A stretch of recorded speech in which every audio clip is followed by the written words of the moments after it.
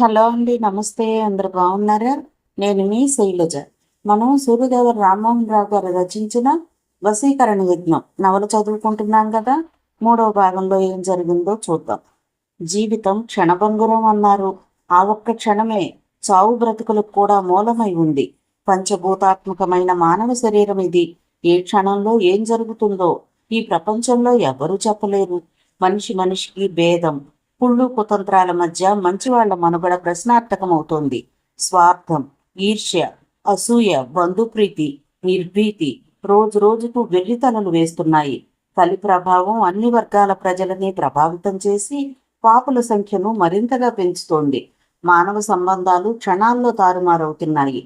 ముఖ్యంగా ప్రేమ పేరుతో విషం కక్కే వాళ్ల బారి నుండి తప్పించుకోవడం కష్టతరమవుతోంది.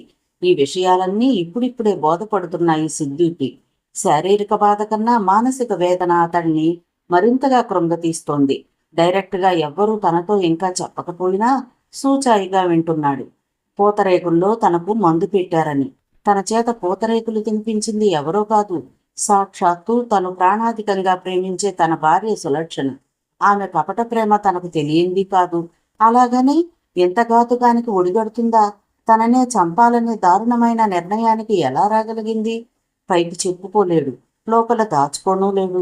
గుండెల్లో బడబాగ్ని అదే పనిగా రగులుకుంటోంది. ఆ రోజే ఒకంత గాలి వెలుతురు ధారాళంగా ప్రసరించే ఓ ప్రత్యేకమైన కుటీరంలోకి సిద్ధుని మార్చారు. మందును బలవంతంగా కక్కించడం చేత శక్తి తగ్గి బాగా నీరసించిపోయాడతను. నరాలు నిస్సత్తుగా ఏర్పడి కాలు చెయ్యి పూడ తీసుకోవడం కష్టమైపోయింది. నీలకంఠాచారి కూడా పెరాలసిస్కి దారితీస్తుందేమోనని కంగారు పడ్డాడు. గొంతు పూడుకుపోయి ఆ రోజంతా మాటే రాలేదు. మగత నిద్రలోనే ఉన్నాడు. అతని పరిస్థితి చూసి ఎంతగానో కంగారు పడిపోయారంతా. కానీ అనుభవంతో తలపండిన అపర ధన్వంతరి దీక్షిత్ గారికి అన్ని విషయాలు తెలుసు. ఆయన సూచనలు సలహాల మేరకు వైద్యం నడుస్తోంది. సిద్ధు బాధ్యతని గణపతికి అప్పగించారు. అతను దగ్గరుండి గంట గంటకు మందులు సిద్ధుకు పట్టిస్తూనే ఉన్నాడు. కుటుంబ సభ్యులెవ్వరిని ఎక్కువసేపు సిద్ధు చెంత ఉండనీయడం లేదు. దీక్షిత్ గారు నీలకంఠాచారి పగలు 4 సార్లు వచ్చి చూశారు. ఆ రోజంతా సిద్ధు అందరినీ టెన్షన్ పెట్టాడు. కానీ మర్నాటి ఉదయానికి అతడిలో చెప్పుకోదగ్గ మార్పు వచ్చింది. వాడిన మందులు మంచి ఫలితాన్నిచ్చాయి. ఆకలి పుట్టింది. ఉదయం పాలు తీసుకోగలిగాడు. తేలిగ్గా ఊపిరి తీసుకున్నారంతా. ఒకంత ఊరట లభించింది. అలా 3 రోజులు తమ పర్యవేక్షణలోనే సిద్ధుని ఒక ప్రత్యేక కుటీరంలో ఉంచి చికిత్స కొనసాగించారు. రోజు రోజుకు సిద్ధులో స్వస్థత స్పష్టంగా కనపడుతోంది. చిన్నగానైనా ఇప్పుడు ఒకంత స్పష్టంగా మాట్లాడగలుగుతున్నాడు. గుంటలు పడిన కళ్ళల్లో క్రమంగా ప్రకాశం నిండుకుంటున్నట్లుగా కనపడుతోంది. పాలిపోయిన శరీరం తిరిగి రంగు సంతరించుకుంటోంది. 3వ రోజుకి ఒకరి సాయం లేకుండానే లేచి కూర్చోగలిగాడు. కొద్దిగా భోజనం చేయటానికి అలవాటు పడ్డాడు. ఒక్క గౌతమ్ని తప్పిస్తే మిగిలిన అందరికీ సిద్ధు పూతరేకులు ఎక్కడ తిన్నాడనేది సస్పెన్స్గానే ఉంది. ఇప్పుడిప్పుడే కోలుకుంటున్న కొడుకుని ఆ విషయాన్ని అడిగి ఇబ్బంది పెట్టలేక ఓపిక వహించాడు ఆదిత్య ప్రసాద్. భావన అయితే కొడుకు దక్కిందో చాలని ఆనందపడిపోతోంది. కొడుకు పేరున ఉదయం ఆమె చికిత్సాలయ ప్రాంగణంలో ఉన్న బాబా గుడికి వెళ్లి భక్తి ప్రపత్తులతో ప్రత్యేక పూజలు చేయిస్తోంది. ఇలా ఉండగా 4వ రోజున సిద్ధుని ప్రత్యేక కుటీరం నుంచి కుటుంబ సభ్యులున్న కుటీరంలోకి షిఫ్ట్ చేశారు. ధన్వంతరి దీక్షిత్ గారు రొటీన్గా వచ్చి సిద్ధుని పరీక్షించారు. సంతృప్తిగా తల పంపించారు ఆయన. ఆయన ఏం చెప్తారోనని ఆతృతగా ఎదురు చూస్తున్నాడు ఆదిత్య ప్రసాద్. సిద్ధుకి గండం గడిచినట్లే, కానీ సైడ్ ఎఫెక్ట్ ఏమన్నా ఏర్పడే అవకాశం లేకపోలేదు. మరి కొన్ని రోజులు మా పర్యవేక్షణలో సిద్ధు ఇక్కడే ఉంటాడు. మీరు వెళ్ళి అర్జెంట్ పనులేమైనా ఉంటే చూసుకొని రావచ్చు అన్నారు. ఎన్ని రోజులైనా సిద్ధుని చికిత్సాలయంలోనే ఉంచేందుకు ఎవరికీ అభ్యంతరం లేదు. అతను తిరిగి మామూలు మనిషిగా అవ్వడం ఇప్పుడు ముఖ్యం. దీక్షిత్ గారిని సాగనంపి లోపలికొచ్చాక అందరి వంక గంభీరంగా చూశాడు ఆదిత్య ప్రసాద్. నేనిక్కడ ఉంటే వ్యాపార లావాదేవీలన్నీ నిలిచిపోతాయి. ఇప్పటికే ఆలస్యమైంది. మీరంతా ఉండి సిద్ధుని జాగ్రత్తగా చూసుకోండి. రేపే నేను హైదరాబాద్ వెళ్ళిపోతున్నాను. 10 రోజుల్లో మళ్ళీ వస్తాను అన్నాడాయన. అవును, మనం ఇక్కడ ఉండి చేసేదేమీ లేదు. గౌతమ్ మల్లేశులు ఇక్కడ పనులన్నీ చూసుకుంటూ ఉంటారు. నేను మీతో వచ్చేస్తున్నాను అంది వెంటనే భావన. సిద్ధు రోజు రోజుకి కోలుకోవడం అందరికీ ఆనందంగా ఉంది. ఇక సిద్ధు గురించి భయపడాల్సిందేమీ లేదని నమ్మకం ఏర్పడింది ఆమెకు. అందుకే తను ఆయన వెంట వచ్చేస్తానంటోంది. అది కాదు భావన, నువ్వు కూడా వచ్చేస్తే ఎలా? ఇప్పుడు నువ్వు ఎక్కడుంటేనే మనందరికీ మంచిది అంటూ ఆమెకు నచ్చ చెప్పాలని చూశాడు. కానీ ఆమె తన నిర్ణయాన్ని మార్చుకోలేదు. అయ్యగారు, నాకిక్కడ ఏమీ తోచదండి, రైలు టికెట్ డబ్బులిస్తే నేను వచ్చేస్తానండి అన్నాడు మల్లేశం. ఎలా వస్తావు? సిద్ధు దగ్గర గౌతమ్ ఒక్కడిని వదిలి అంతా వచ్చేస్తారా? కాళ్ళు విరక్కొడతాను. నీకేమి తోచకపోతే సిద్ధు పక్కనే కూర్చుని జాగ్రత్తగా చూసుకోవాలి అంతే. మేమిద్దరం రేపు ప్రయాణం అవుతాం అంటూ తన నిర్ణయాన్ని చెప్పేశాడు ఆదిత్య ప్రసాద్. మరుసటి రోజు ఉదయం ఆదిత్య ప్రసాద్, భావనలు హైదరాబాద్కు ప్రయాణమయ్యారు. నిన్నటికన్నా ఈరోజు మరింత చురుగ్గా కనిపిస్తున్నాడు సిద్ధు. కానీ లేచి ఎక్కువసేపు నిలబడలేకపోతున్నాడు. విశ్రాంతిగా బెడ్ మీద పడుకుని ఎక్కువ సమయం మాత్రం గడుపుతున్నాడు. కుర్చీ పక్కకు లాక్కుని కొడుకు దగ్గరగా కూర్చున్నాడు ఆదిత్య ప్రసాద్. ప్రేమగా చెయ్యేందుకుని కళ్ళల్లోకి చూశాడు. ఎరా నాన్న, మేం వెళ్ళిరామా? త్వరగా రండి డాడీ అన్నాడు అత్తింపుగా సిద్ధు. అలాగే, నీ ఆరోగ్యం గురించి మాకిక దిగులు లేదురా. ఆమె ధన్వంతరి దీక్షిత్ వారి కరుణ, చేతి చలువా నిన్ను కాపాడాయి. మనం వారికి ఏమిచ్చినా రుణం తీర్చుకోలేం. కానీ ఒక్క విషయం ఇంకా నా గుండెల్లో ముళ్ళులా గుచ్చుతోంది. అది తెలుసుకోకుండా వెళ్ళలేను నాన్న. అందుకే అడుగుతున్నాను, చెప్పరా. నువ్వు పూతరేకులు ఎక్కడ తిన్నావు? ఎవరిచ్చారు? చాలా నిదానంగా, లాలనగా, పూపీ లాగుతున్నట్లుగా అడిగాడు ఆదిత్య ప్రసాద్. ఆ ప్రశ్నతో సిద్ధు ముఖం వాడిపోయి కనురెప్పలు బరువుగా వాలాయి. గుర్తులేదు డాడీ అంటూ బదులివ్వటానికి ఇష్టం లేనట్లుగా బాధగా ముఖం పక్కకు తిప్పుకున్నాడు. గుర్తు తెచ్చుకుని చెప్పు, కాసేపు వెయిట్ చేస్తాను ఓపిగ్గా అన్నాడు ఆదిత్య ప్రసాద్. అవునరా సిద్ధు, ఇంత జరిగాక కూడా మన శత్రువు ఎవరో తెలియకపోతే మరో తప్పు చేసిన వాళ్ళం అవుతాం. చెప్పు నాన్న అంటూ భావన కూడా ఒత్తిడి చేసింది. అయినా సిద్ధు చెప్పలేకపోతున్నాడు. అతని మౌనం చూస్తున్న గౌతమ్ ఇక సహనాన్ని కోల్పోయాడు. కోపం ఒక్కసారిగా పొంగుకొచ్చింది. చెప్పడు మమ్మీ, వాడు చెప్పడు. రేపు విషం పెట్టి తనను చంపినా వీడు ఆ రాక్షసిని ప్రేమిస్తూనే ఉంటాడు. ప్రేమను అపాత్రదానం చెయ్యకూడదని మీరైనా వాడికి బుద్ధి చెప్పండి అన్నాడు ఆవేశంగా. అతని మాటలు అర్థం కాక అయోమయంగా భార్యాభర్తలిద్దరూ ముఖాలు చూసుకున్నారు. ఏంట్రా గౌతమ్, ఏం మాట్లాడుతున్నావు? వెంటనే అడిగాడు ఆదిత్య ప్రసాద్. నేనేం మాట్లాడుతున్నానో వాడికి అర్థమైతే చాలు డాడీ. అన్నయ్య, ఇంకా నువ్వు వదిన్ని వెనకేసుకొచ్చి మౌనం వహించడం పద్ధతి కాదు, నాకంతా తెలుసు. మాట్లాడరా, నువ్వు చెప్తావా నన్ను చెప్పమంటావా? ఒక్కింత స్వరం పెంచి నిలదీస్తూ అడిగాడు. అప్పుడు కూడా మౌనమే సమాధానంగా ఉండిపోయాడు సిద్ధు. గౌతమ్ మాటలతో పెట్టుమందు తినిపించింది బయట వాళ్ళెవరూ కాదని అర్థమైపోయింది. వాడు చెప్పడని అర్థమైపోయింది కదా. తెలిస్తే నువ్వైనా చెప్పరా గౌతమ్, అసలేం జరిగింది? వెంటనే అతన్ని అడిగింది భావన. మమ్మీ, పూతరేకులు కొసరి కొసరి అన్నయ్యకు తినిపించింది ఎవరో కాదు, స్వయానా వదిన సులక్షణ చెప్పేశాడు. వింటూనే షాక్ తిన్నారు అందరూ. ఇది మన కోడలి సులక్షణ పనా? నిజమేనా అంటూ దిగ్భ్రాంతికి లోనైంది భావన.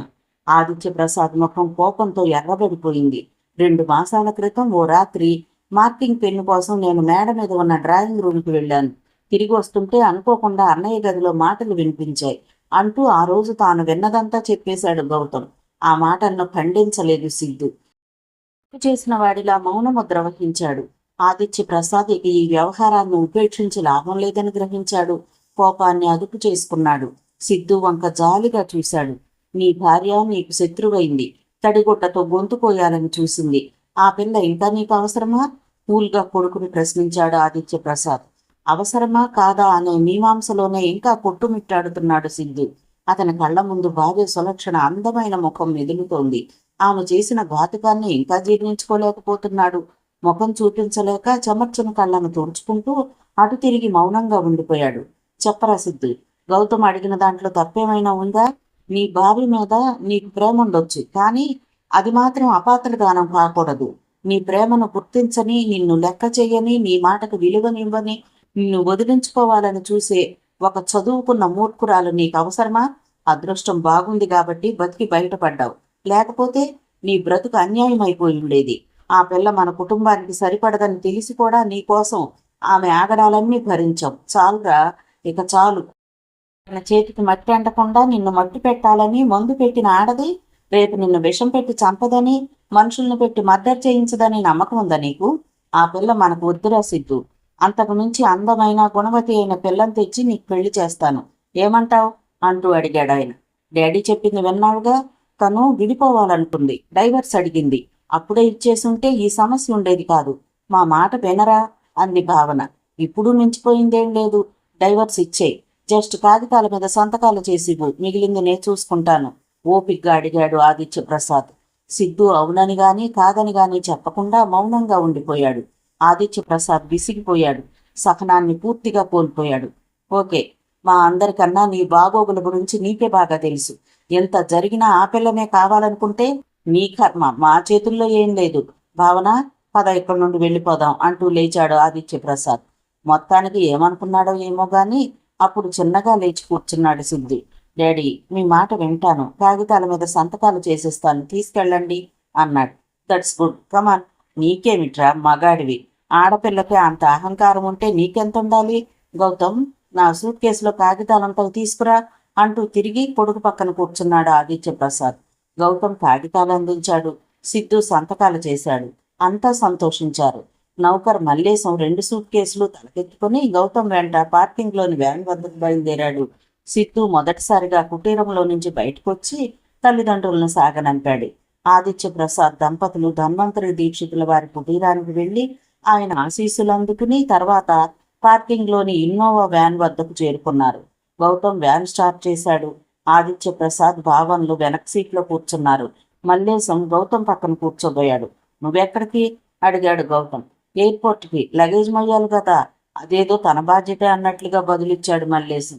ఈ వంకతో నువ్వేం అన్నయ్య నదులు రానక్కర్లేదు, నేను వచ్చేసరికి సాయంకాలం అవుతుంది. సిద్ధుని జాగ్రత్తగా చూసుకో అంటూ వ్యాన్ని పోనిచ్చాడు గౌతమ్. సరదాగా బయటికి తిరిగి రావచ్చు అనుకున్న అవకాశం పోయినందుకు విసుక్కుంటూ కుటీరానికి వెనుతిరిగాడు మల్లేశం. భద్రాచలం, ఖమ్మం మీదుగా విజయవాడ చేరుకునేసరికి 1 గంట దాటిపోయింది టైం.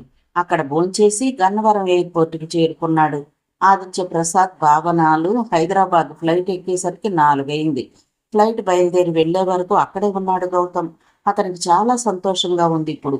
అన్నయ్య ఆరోగ్యం చక్కబడటం, వదినతో డైవర్స్ పేపర్ మీద సిద్ధు సంతకాలు చేయడం చాలా సంతృప్తినిచ్చిన విషయాలు.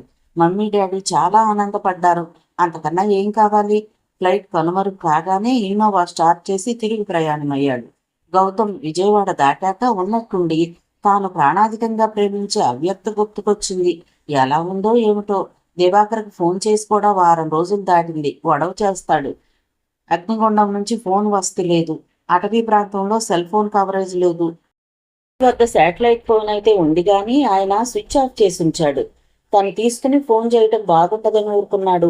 చికిత్సాలయానికి ల్యాండ్ ఫోన్ వస్తు ఉంది. కాయిన్ బాక్సులు కూడా ఉన్నాయి. చికిత్స కోసం వచ్చే రోగుల సౌకర్యం కోసం ఏర్పాటు చేశారు.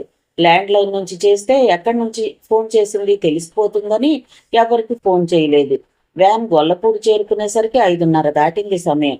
ఒక దాబా హౌస్ ముందు వ్యాన్ ఆపాడు గౌతమ్. తన సెల్ ఆన్ చేసి ఫ్రెండ్ దివాకర్కి ఫోన్ చేశాడు.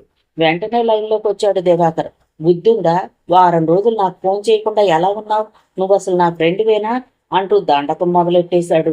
ఆపుతావా? ప్రస్తుతం మేము నట్టడవిలో ఉన్నాం. అక్కడ సెల్ ఫోన్ కవరేజ్ లేదు. ఏం చేయమంటావు? విసుగ్గాను ఒకంత కోపంగాను దబాయించాడు గౌతమ్. అలాగా బాబు, మరి ఇప్పుడు ఎలా ఫోన్ చేశావు? వెంటనే గౌతమ్ అడిగాడు దివాకర్. వెధవ లాజిక్లు అడక్కు. మమ్మీ డాడీ హైదరాబాద్ వచ్చేస్తున్నారు. గన్నవరం ఫ్లైట్ ఎక్కి వస్తూ ఇక్కడ గొల్లపూడి వద్ద ఆగి నీకు ఫోన్ చేశాను. గొల్లపూడి? యారా, ఇన్ని రోజులు తిరుపతిలో లేరా? 1 వారం క్రితమే తిరుపతి నుండి వచ్చేసాంలే, చెప్పాక అడవిలో ఉన్నామని. అడవిలో ఏం పని మీకు? అన్నయ్యకు వైద్యం కోసం వచ్చాం. నువ్వు నా ప్రాణమిత్రుడివని, మా కుటుంబానికి శ్రేయోభిలాషువని ఇప్పటి వరకు రహస్యంగా ఉంచిన ఈ వివరాలు నీకు చెప్పాను. ఈ విషయం నీలోనే ఉండిపోవాలి. సిద్ధు ఎలా ఉన్నాడు? ఎక్కడ వైద్యం చేయించారు? ప్రాణం పోయినా ఈ విషయం బయటకు రాదు. అదంతా ఫోన్లో చెప్పడం వీలు కాదు. అన్నయ్య సేఫ్, కోలుకుంటున్నాడు. థ్యాంక్ గాడ్, మంచి వార్త చెప్పావు. ఇంతకీ నువ్వెప్పుడు వస్తున్నావు? ఇంకా కొన్ని రోజులు నేను ఇక్కడే ఉండాలి. అబ్బో, లాభం లేదు కానీ ఎక్కడున్నారో చెప్పు, నేనే బయలుదేరి వచ్చేస్తాను అన్నాడు. భద్రాచలం నుండి ఉత్తరంగా దండకారణ్యంలో 60 కిలోమీటర్ల దూరంలో అగ్నిగుండం అని ఒక గిరిజన గూడెం ఉంది. అక్కడ ప్రకృతి వనమూలిక చికిత్సా కేంద్రం ఉంది. ఇక్కడ ఎవరినడిగినా చెప్తారు. ఎప్పుడొస్తున్నావు? 2-3 రోజుల్లో వచ్చేస్తాను. కార్ తీసుకొస్తాను. వస్తానంటే మీనాక్షిని కూడా తీసుకొస్తాను. చంపేస్తా. పిచ్చి వేషాలు లేకుండా ఒక్కడివే రావాలి. ఓకేరా, తమాషా కన్నాను. పిలిచినా మీనాక్షి రాదు. పెళ్లి కాకుండా తను నాతో ఎక్కడికి రాదు. అన్నట్టు నీకు విషయం తెలియదు కదూ, అవ్యక్తకి జాబ్ పోయిందిరా. అవ్యక్త గురించి తనే అడగాలనుకున్నాడు గౌతమ్. దివాకరే ఆ ప్రస్తావన తేవడంతో కొంచెం తడపాటుకు గురయ్యాడు. అతని కళ్ళ ముందు నయన మనోహరమైన అవ్యక్త సుందర రూపం మెదిలింది. ఏంట్రా జాబ్ పోవడం ఏంటి? పగారును అణుచుకుంటూ అడిగాడు అతను. అవునరా, ఆ అమ్మాయి పనిచేస్తున్న మెట్రో కంపెనీ దివాళా తీసి బోర్డు తిప్పేశారు. ఇది జరిగి 5 రోజులైంది. కొత్త జాబ్ కోసం తిరుగుతోంది. ఏంట్రా ఇది? పాపం జాబ్ లేకపోతే తనేమైపోతుంది? అసలు ఆ అమ్మాయి ఫ్యామిలీ బ్యాక్గ్రౌండ్ ఏమిటి? ఎవరికి తెలుసు? మీనాక్షితో కూడా ఎప్పుడూ చెప్పలేదట. ఆమె ఇంటి అడ్రస్ కూడా మీనాక్షికి తెలియదంటే ఆమె ఎంత గుట్టుగా ఉంటుందో అర్థం చేసుకో. పోనీ నా గురించి ఏమన్నా అడిగిందా? నువ్వు అలాంటి ఆశలేం పెట్టుకోవద్దు. ఆ పిల్లకు అందమే కాదు, ఆత్మాభిమానం కూడా ఎక్కువే. నీకో విషయం చెప్పనా? పొరపాటున గౌతంతో ఓ మాట చెప్పి నీకు జాబ్ ఏర్పాటు చేయిస్తానన్నందుకు నా ముఖం వాచేలా బదులిచ్చింది. ఏమందో తెలుసా? గౌతమ్ ఎవరు? అతనికి నాకు సంబంధం ఏంటి? నాకు ఎవరి సాయం అక్కర్లేదు. నా ప్రయత్నం నేను చేసుకోగలను అంది. పోనీ నీ మీనాక్షి పనిచేసే కంపెనీలో ఏదైనా ఏర్పాటు చేయలేకపోయావా? రిక్వెస్ట్గా అడిగాడు అతను. అది అయింది.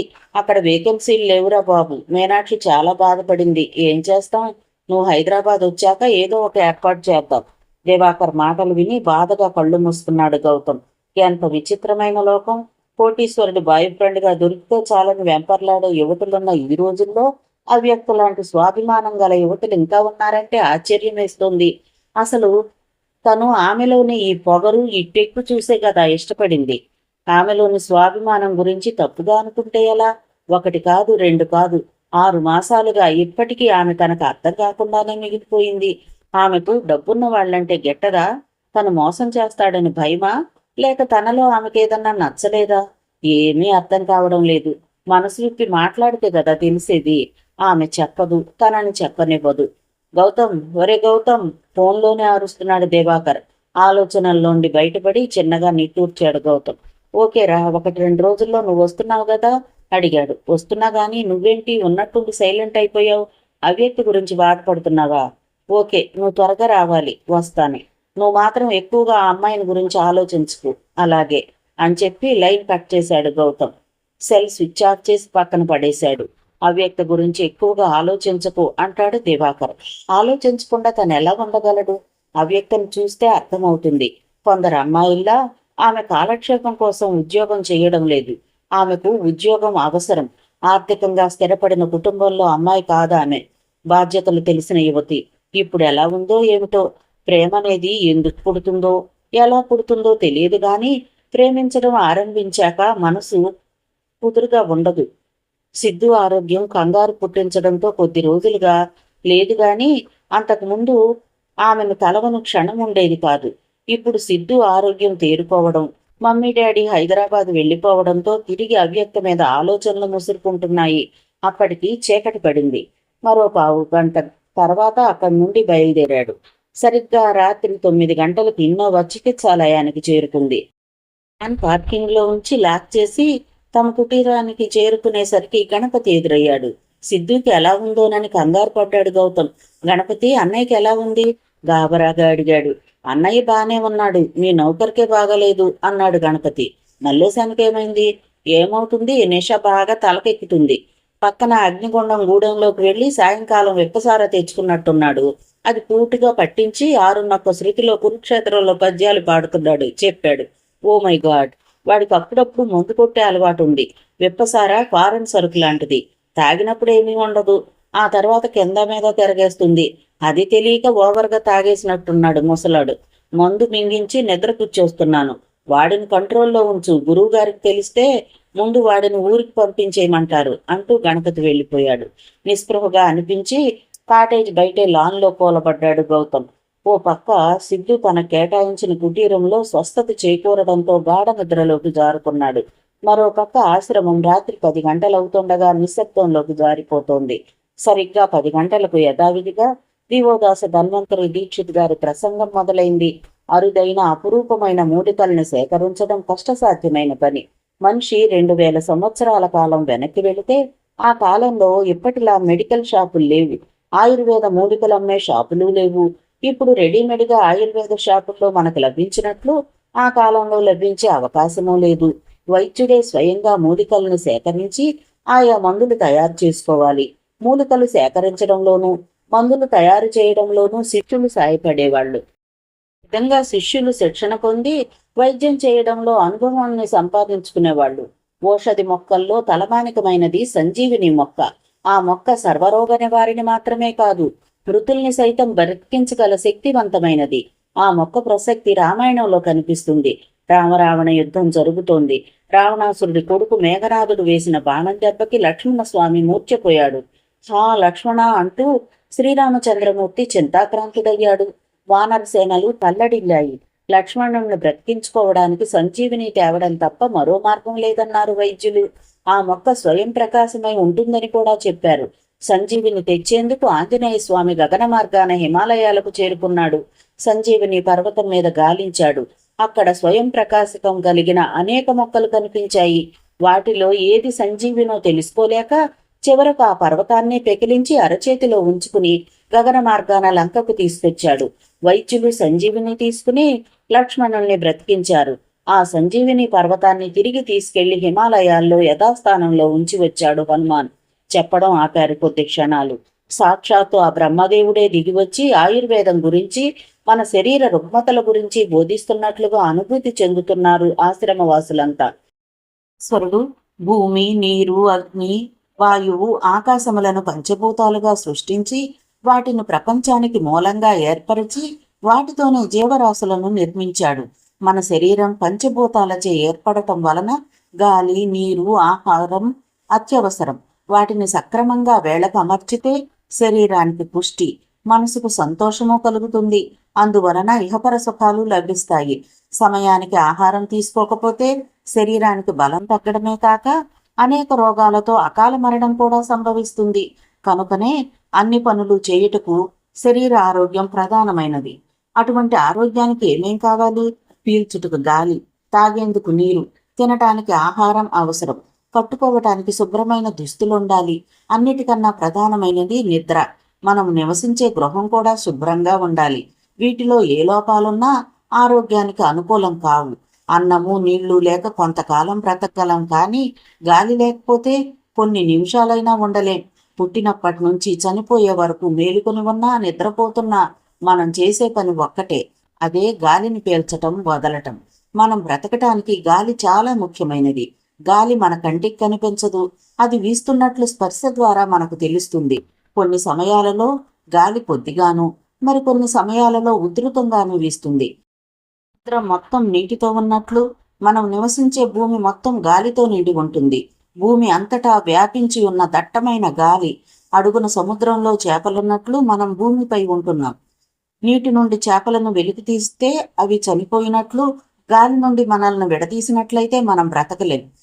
గాలి మనకు ముఖ్యమని ప్రతి ఒక్కరికి తెలుసు, కానీ మంచి గాలి అవసరమని కొందరికే తెలుసు.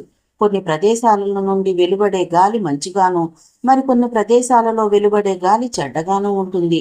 కట్టెబొగ్గు, పరిశుద్ధ జలం, అడవులు, పూల తోటలు, పళ్ల తోటలు మొదలగు వాటి మీదుగా వచ్చే గాలి సుఖాన్నిస్తాయి. మురికి నీళ్లు, ఆకులు, అలములు, శ్మశానం, జలదారి మొదలగు స్థలముల నుండి వచ్చే గాలి అసౌఖ్యాన్ని కలిగించటమే కాక అజీర్తి, వాంతి, భ్రాంతి మొదలైన ఎన్నో లక్షణాలను మనకు కలిగిస్తాయి. మనం పీల్చేది మంచి గాలి మనలో ఉన్న రక్తంతో కలిసి శరీరం అంతా వ్యాపించి కార్బన్తో ఐక్యమై కార్బన్ డైఆక్సైడ్ గ్యాస్గా వెలుపలికి వస్తుంది. మంచి రక్తము ఎర్రని కాంతి కలిగి ఉంటుంది. చెడు పదార్థములు కలిసిన రక్తం నీలిరంగులో ఉంటుంది. మనుషులు ఉరితీయబడినప్పుడు, నీటిలో మునిగినప్పుడు వారికి ఊపిరి దారి మూసుకొని పోవుట చేత మంచి గాలి శరీరంలోనికి పోయి రక్తమును శుద్ధి చేయటం కుదరదు. అందువలన శరీరంలో ఉండే మంచి రక్తమంతా నల్లగా మారి శరీరమంతా వ్యాపించి వారికి స్పృహ తప్పించి చివరకు మరణం సంభవిస్తుంది. చాలా కాలం క్రిందట కలకత్తా నగరంలో ఓ క్రూరుడైన ప్రభువు 146 మందిని 2 చిన్న కిటికీలు గల చిన్న చీకటి కొట్టంలో బంధించి మరునాటి ఉదయం తలుపులు తెరవగా 23 మంది మాత్రమే కొన ఊపిరితో కాళ్ళు చేతులు తడబడుతూ మెల్లగా వచ్చారు. మిగిలిన వారందరూ చచ్చిపడి ఉన్నారు. ఎంతమందిని చంపింది చెడుగాలే కదా. జనాభా పెరిగిపోతోంది. జనావాసాలు ఇరుకైపోతున్నాయి. పచ్చదనం కరువైపోయి వాయు కాలుష్యం పెరిగిపోతోంది. గాలి, వెలుతురు సోకని ఇళ్లు పుట్టుకొచ్చేస్తున్నాయి. జబ్బులు ప్రధానంగా వచ్చేది గాలి, నీరు, ఆహార అలవాట్ల మూలంగానే.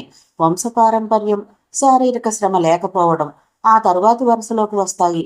కనుక మనము ఆయుర్వేద వైద్య విధానాల్లో మార్పులు తీసుకురావాలి. అని చెప్పడం ముగించారు. తన ఆశ్రమానికి వెళ్లిన దీక్షిత్ గారు నిద్రకు దూరమయ్యారు. వందల సంవత్సరాల ఆయుర్వేద చారిత్రక విషయాలు స్ఫురణకొస్తున్నాయి దీక్షిత్ గారికి. జీవసిద్ధి విషకన్యను తయారు చేశాడు. సింధూర వల్లభుడు శత్రువైన స్త్రీని సైతం తనను మోహించేలా కామించేలా చేసుకున్నాడు. జాతకేశ్వర భైరవుడు మహారాజు కూతుర్ని వశం చేసుకుని శోణరాజ్యానికి మహాచక్రవర్తి అయ్యాడు. ఆయుర్వేదానికి ఇది మరో కోణం. ఎంత మేధావులు వాళ్ళు!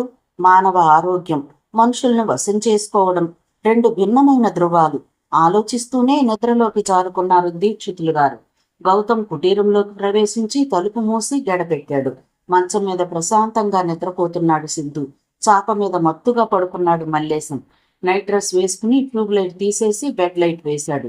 సిద్ధు పక్కనున్న రెండో మంచం మీద పడుకున్నాడు. కళ్ళు మూసుకున్నాడు. నిద్రకు బదులు కళ్ళ ముందు అవ్యక్త రూపమే మెదులుతోంది.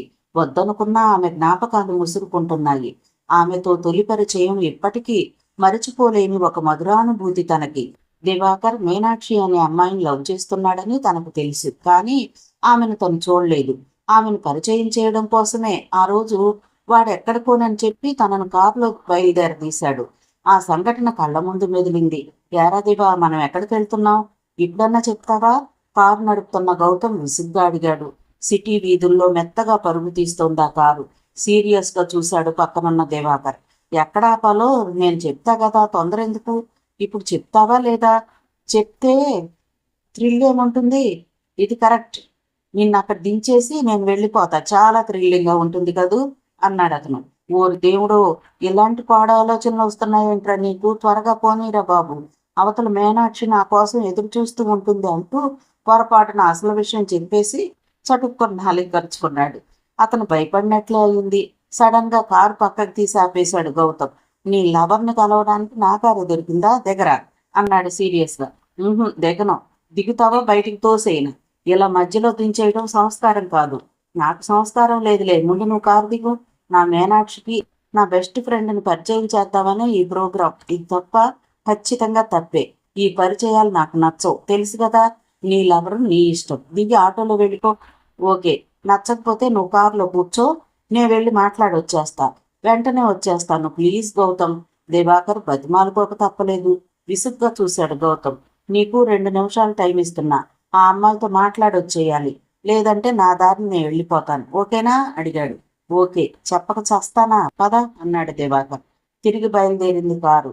ఉదయం వేళ చాలా ఆహ్లాదంగా ఉంది. రోడ్లు చాలా బిజీగా ఉన్నాయి.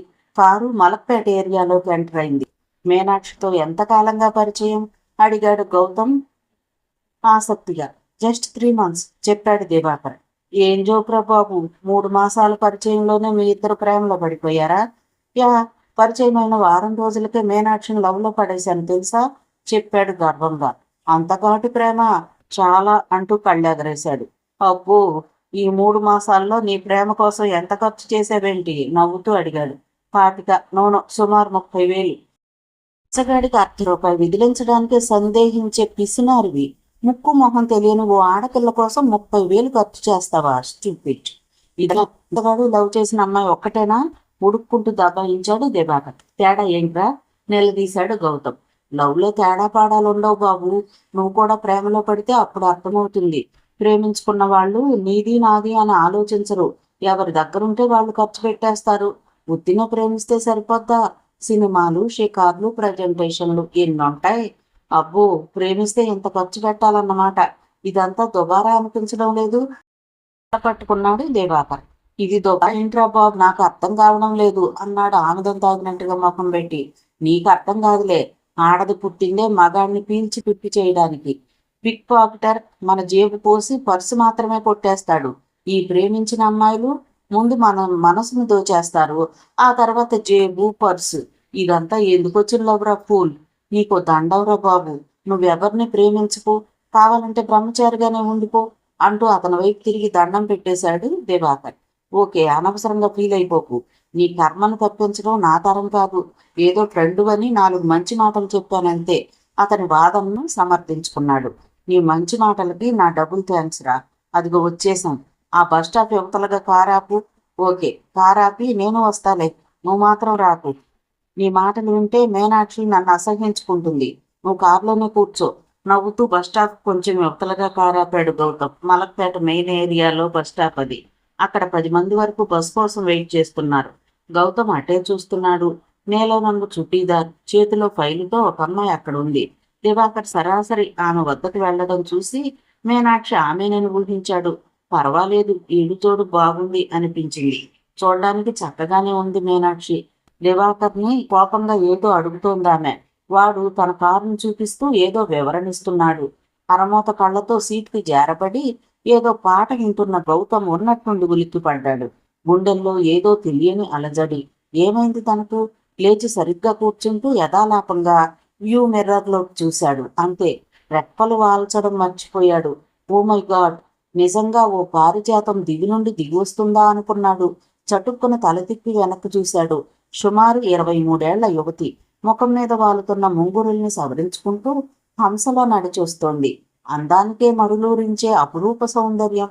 తాకితే కందిపోయేంత లేత సుకుమారం. కేసులో బొమ్మ ఊపిరి పోసుకుని వ్యాహాళికొస్తుందా? ఎవరిమే? నడిచొచ్చే మల్లెతేగా? సొగసులోకే సన్నజాజి పువ్వా? అమరశిల్పి జక్కన చేతి చంద్రశలన? ఉద్వేగంతో ఆమెనే చూస్తూ ఉన్నాడు. వయసొచ్చిన అమ్మాయిలంతా అంతో ఇంతో అందంగానే ఉంటారు, కానీ తనకు నచ్చిన యువతి కనపడగానే బహుశా ఏ యువకుడైనా ఇలాగే ఆమెను సన్నజాజి, మల్లెతీగ, పాలరాతి బొమ్మలతో పోల్చుకుంటాడేమో. తన వరకు ఇంతవరకు ప్రేమ దోమ అంతా ట్రాష్ అనుకునేవాడు. అన్నయ్య వదిలిన గొడవలు చూశాక సంసార జీవితంలో నరకం ఉంటుంది అనుకునేవాడు. కానీ ఇప్పుడు ఈ యువతిని చూశాక తన అభిప్రాయాలు చెరిగిపోతున్నాయి. ఆమె పెద్దగా అలంకరించుకోలేదు. చాలా సాదాసీదాగా సింపుల్గా ఉంది. లేత ఆకుపచ్చ చుడీదార్ ధరించింది. భుజాన చిన్న బ్యాగ్, చేతిలో ఏదో ఫైల్ ఉంది. అంతే, ఆ దుస్తులకే అందం. ఆమె వన్నె తెస్తున్నట్లుగా ఉంది. అలా చూస్తూనే ఉండిపోయాడు. ఆమె అతని కారు పక్క నుంచే బస్టాప్ వైపు నడుచుకుంటూ వెళ్ళిపోయింది. క్షణం కూడా ఆలస్యం చేయకుండా కారు దిగి ఆమెనే చూస్తున్నాడు గౌతమ్. తనలో ఏదో ఉద్వేగం, ఉత్తేజం, మధురమైన ఊహలు మలయమారుతంలా చుట్టుముడుతున్నాయి. ఏమిటి, లవ్ ఎట్ ఫస్ట్ సైట్ అంటే ఇదేనా? ఆలోచిస్తున్నాడు. ఆమె బస్టాప్లో అడుగు పెడుతుండగానే ఆమెను గమనించిన మీనాక్షి చెయ్యి ఊపి నవ్వింది. దివాకర్ కూడా విష్ చేశాడు. ముగ్గురు ఏదో మాట్లాడుకుంటున్నారు. గౌతమ్కి అర్థమైపోయింది ఆమె వాళ్ళిద్దరికీ బాగా తెలిసిన అమ్మాయని. తను వెళ్ళి జాయిన్ అయితే వివరాలు తెలిసిపోతాయి కదా. కానీ దివాకర్తోనే గొడవ. పార్టీకి వచ్చినందుకు వెక్కిరిస్తాడేమో. ఎక్కువగా ఆలోచిస్తూ కూర్చుంటే వాళ్ళిద్దరూ బస్సులో వెళ్ళిపోవచ్చు. అనుమానాలు వదిలి సరాసరి తను బస్టాప్లోకి నడిచాడు. ప్రాణం చెప్పిన పెద్ద మనిషి హుందాగా పక్కకు రావడాన్ని చూసి ఆశ్చర్యపోయాడు దివాకర్. అయినా కామెంట్ ఏమీ చేయకుండా బుద్ధిగా తన మీనాక్షితో ఒకరినొకరికి పరిచయం చేశాడు. యారా, నీ వుడ్బీని మాత్రం పరిచయం చేసావు, పక్కన ఇంకొకరున్నారు, పరిచయం చేయవా? ఆమెను చూస్తూ మొహమాటం లేకుండానే అడిగేశాడు గౌతమ్. ఓ సారీరా, ఆ అమ్మాయి పేరు అవ్యక్త, మీనాక్షి బెస్ట్ ఫ్రెండ్. నువ్వు నాకు ఎలాగో మీనాక్షికి అలాగన్నమాట. ఇద్దరూ పక్కపక్క ఆఫీసుల్లోనే పనిచేస్తున్నారు. దివాకర్ వివరిస్తున్నాడు. గౌతమ్కి ఆమె పేరు తప్ప వేరేమీ వినిపించడం లేదు. ఆమెను చూస్తున్నాడు. అతని చూపుల్ని గమనించి ఇబ్బందిగా ముఖం తిప్పుకుంది అవ్యక్త. అంతలో వాళ్ళు వెళ్లాల్సిన బస్సు వచ్చేసింది. మీనాక్షి అవ్యక్తులు బస్సులో వెళ్ళిపోయారు. యారా, నా మీనాక్షి ఎలా ఉంది? కారులో కూర్చోగానే వెంటనే అడిగాడు దివాకర్. బెస్ట్ సెలక్షన్, మీ ఈడు జోడు బాగుంది. కారుని వేగంగా పోనిస్తూ హుషారుగా చెప్పాడు. థ్యాంక్స్ రా, మా పెళ్లికి నీ సాయం కావాలి. ఎక్కడ బాగాలేదంటావో అని భయపడ్డాను. ఆగాగు, మీ పెళ్లికి నా సాయం దేనికి? మీనాక్షి తండ్రి పెద్ద పహిల్వాన్ రా బాబు. పైగా కొలపిచ్చి తమ పొలంలో కుర్రాడికే మీనాక్షి నుంచి పెళ్లి చేయాలని పట్టుదలగా ఉన్నాడట. రేపు ఎటు తిరిగి ఏమైనా దగ్గరుండి మా పెళ్లి జరిపించాల్సింది నువ్వేగా. అంటే ఆ పహిల్వాన్ చేతిలో తన్నులు నాకు, పెళ్లి దీక. It's too much. నీ చావు నువ్వు చావు, నాకేం సంబంధం లేదు అని చెప్పి గుర్రుగా చూశాడు. అలా అనకురా బాబు, నా కోసం ఈ మాత్రం హెల్ప్ చేయలేవా? నీ పెళ్లికి నేను సాయం చేస్తాగా. సర్లే, నీ ప్రేమ పెళ్లి దాకా రాని, అప్పుడు చూద్దాం. ఎంతకీ ఆ అమ్మాయి వివరాలు చెప్పు. చెప్పాగా, జాబ్ చేస్తుంది. ఫైనాన్స్ విషయంలో మాకన్నా వీక్. అయినా నాకు ఓకే. నేనంటే మీనాక్షికి ప్రాణం. ఒరే ఫూల్, నేను అడిగింది మీనాక్షి గురించి కాదు, ఆమె ఫ్రెండ్ అవ్యక్త గురించి చెప్పాడతను. అవ్యక్తి గురించా? ఓ మై గాడ్, నిజంగానే అడుగుతున్నావా అంటూ చెయ్యి గిల్లి చూసుకున్నాడు దివాకర్. ఎప్పుడూ అమ్మాయిల్ని పట్టించుకోవు, అలాంటి నువ్వు ఒక అమ్మాయిని గురించి అడగటమా? ఆ గురించి నీ మీనాక్షికి చెప్పావు కదా. మీనాక్షి బెస్ట్ ఫ్రెండ్ అవ్యక్తి గురించి నాకు చెప్పవా? విపరీతంగా ఆలోచించుకు, జస్ట్ నేను రొటీన్గా అడిగానంతే అన్నాడు గౌతమ్. చాలా ప్రేమ కథలు రొటీన్గానే మొదలవుతాయి బాబు. నాకిప్పుడు అర్థమైపోయింది. బతిమాలినా కారు దిగనాడివి సడన్ గా బస్ స్టాప్ లోకి వచ్చావంటే అప్పుడే నేను అనుమానించాల్సింది. చెప్పరా, అవ్యక్త అంతగా నచ్చిందా? చిన్నగా నవ్వి ఊరుకున్నాడు గౌతమ్. నాకు మ్యాటర్ అర్థమైపోయింది. అవ్యక్త అందమైన సుగుణాల రాశి, నీకు తగిన జోడి. నువ్వు ఇష్టపడ్డావంటే నిజంగా ఆమె అదృష్టవంతురాలు. నేను ఆమె వివరాలు అడిగాను, కాంప్లిమెంట్స్ నాకు వద్దు గుర్తు చేశాడు గౌతమ్. అక్కడికే వస్తున్నా. నిజానికి ఆ అమ్మాయి ఫ్యామిలీ బ్యాక్గ్రౌండ్ నాకే కాదు మీనాక్షికి తెలీదు. ఇక్కడే మలక్పేటలో ఎక్కడో సొంత ఇల్లని విన్నాను. ఆ అమ్మాయి పనిచేస్తున్న మెట్రో కంపెనీ పక్క బిల్డింగ్ లోనే మీనాక్షి పనిచేస్తున్న కంపెనీ ఆఫీసు ఉంది. రోజు ఒకే బస్సులో ఆఫీస్కి వెళ్లటం మూలంగా పరిచయమై మంచి ఫ్రెండ్స్ అయ్యారు. అవ్యక్త చాలా రిజర్వ్డ్ గా ఉంటుంది, లిమిట్స్ లో ఉంటుంది. ఆఫీసు ఇల్లు తప్ప మరో ధ్యాస ఉండదు. ఎంత లిమిట్స్ లో ఉంటుందంటే ఇంతవరకు ఆమె మీనాక్షి ఇంటికి వెళ్ళలేదు. మీనాక్షిని తమ ఇంటికి తీసుకెళ్లలేదు. తన కష్ట సుఖాలేవి మీనాక్షితో చెప్పుకోలేదు. చెప్పాడు. బాయ్ ఫ్రెండ్స్ ఉన్నారా అడిగాడు. అవ్యక్తుడు గర్ల్ ఫ్రెండ్సే తక్కువ, ఇక బాయ్ ఫ్రెండ్స్ ఏంటి? ఆమె చాలా సెన్సిటివ్. ఈ కాలంలో పుట్టాల్సిన పిల్ల కాదు. బహుశా అందుకే నాకు నచ్చిందేమో. నేను ఇంకోసారి అవ్యక్తం చూడాలి అంటూ మొదలెట్టాడు. చూడాలంటే రేపు నాతో పాటు ఇక్కడికి ఇదే టైంకి బస్ స్టాప్కి రావడమే. తనకు తెలిసిన సలహా ఇచ్చేశాడు. ఇల్లు ఎక్కడో తెలుసుకోలేమా? వెంటపడితే తెలుసుకోవచ్చు. నీకు నచ్చినంతగా నువ్వు ఆ అమ్మాయికి నచ్చావో లేదో ముందు తెలుసుకో. పరిచయం పెంచుకుంటే అన్నీ తెలుస్తాయి. రేపటి నుండి నీతో పాటు నేను రోజు బస్ స్టాప్కి వస్తున్నాను స్థిరంగా చెప్పాడు గౌతమ్. గౌతమ్ నిర్ణయానికి బెత్తరపోయాడు దివాకర్. కారు సిటీ వీధుల్లో వేగంగా పరుగులు తీస్తూనే ఉంది. ఆ రోజు మొదలు దివాకర్ వెంట గౌతమ్ కూడా బస్ స్టాప్కి రావటం ప్రారంభించాడు. అతను అవ్యక్త కోసం వస్తున్నాడు. అతని చూపులు ఆమెను తడుతున్నాయి. అతని కళ్ళల్లో ఆరాధన ఆమెకు తెలుస్తోంది, కానీ అవ్యక్త నుంచి మాత్రం రెస్పాన్స్ లేదు. ఆమెతో పరిచయం పెంచుకోవాలని, మనసు విప్పి మాట్లాడాలని గౌతమ్ ఆరాటపడుతున్నాడు, కానీ ఆమె అతనికి ఆ అవకాశాన్ని ఇవ్వడం లేదు. అయితే చూడగానే దరఖాస్తు చేస్తుంది. హలో అంటే హలో అంటుంది, అంతే. అంతకు మించి అవకాశమే ఇవ్వదు. ఆమెది అహంకారమో పొగరో అంతకు మించిన గర్వం అనుకోవాలో అర్థం కాదు. నెల రోజులైనా పరిస్థితిలో మార్పు లేదు. అతని అవస్థ గమనించి మీనాక్షి దివాకర్లిద్దరూ ఏకాంతం కల్పించడానికి పక్కకి వెళ్ళేవారు. అప్పుడు కూడా అవ్యక్త ఒంటరిగా ఉండకుండా ఒకంత పక్కకు జరిగి దగ్గరలోని లేడీస్ మధ్యకు వెళ్ళిపోయేది. ఓ రోజు అవ్యక్త బస్ స్టాప్కి రాలేదు. ఏం జరిగిందో అర్థం కాలేదు. 3 రోజులు గడిచిపోయాయి. అవ్యక్తను చూడకుండా ఉండలేకపోతున్నాడు. అతని బాధను చూడలేక 4వ రోజు అసలు విషయం చెప్పేసింది మీనాక్షి. గౌతమ్ నుంచి తప్పించుకోవడం కోసం అవ్యక్త ఈ బస్ స్టాప్ వైపు రాకుండా పక్క బస్ స్టాప్కు వెళుతోంది. అక్కడ బస్ ఎక్కి మీనాక్షితో జాయిన్ అవుతోంది. ఈ విషయం తెలిసిన గౌతమ్కి ఒళ్ళు మండింది. ఏంటి అమ్మాయి, తను విలన్ అనుకుంటోందా లేక జొలాయి అనుకుంటోందా? ఈ విషయాన్ని సూటిగా ఆమెతోనే తేల్చుకోవాలి. మర్నాడు అరగంట ముందే దివాకర్తో బయలుదేరాడు. సరాసరి పక్క బస్ స్టాప్కి వెళ్ళి తను అక్కడ దిగిపోయి దివాకర్ కారిచ్చి మీనాక్షి వద్దకు పంపించేశాడు. తను బస్ స్టాప్ పక్కన న్యూస్ స్టాండ్లో నిలబడి వెయిట్ చేశాడు. 10 నిమిషాల తర్వాత బస్ స్టాప్ వస్తూ కనిపించింది అవ్యక్త. ఆమె బస్ స్టాప్లోకి వచ్చి నిలబడింది. 10 క్షణాల తర్వాత తాను వెళ్ళాడు. ఆమె ఎదురుగా నిలబడ్డాడు. సడన్ గా అతన్ని చూసి కంగారు పడింది అవ్యక్త. వెదురు చూపులతో తత్తరపడింది. కళ్ళల్లోకి చూడలేక ముఖం తిప్పుకుంది. అక్కడి నుండి పారిపోవాలని ఉంది ఆమెకు. పారిపోయినా అతను వదలడు అనే భయంతో ఆ పని చెయ్యలేక నేల చూపులు చూస్తోంది. ఎందుకిలా చేస్తున్నావు సూటిగా అడిగాడు గౌతమ్. తనను కాదు అన్నట్లుగా ఊరుకుంది అవ్యక్త. నాకు సమాధానం కావాలి.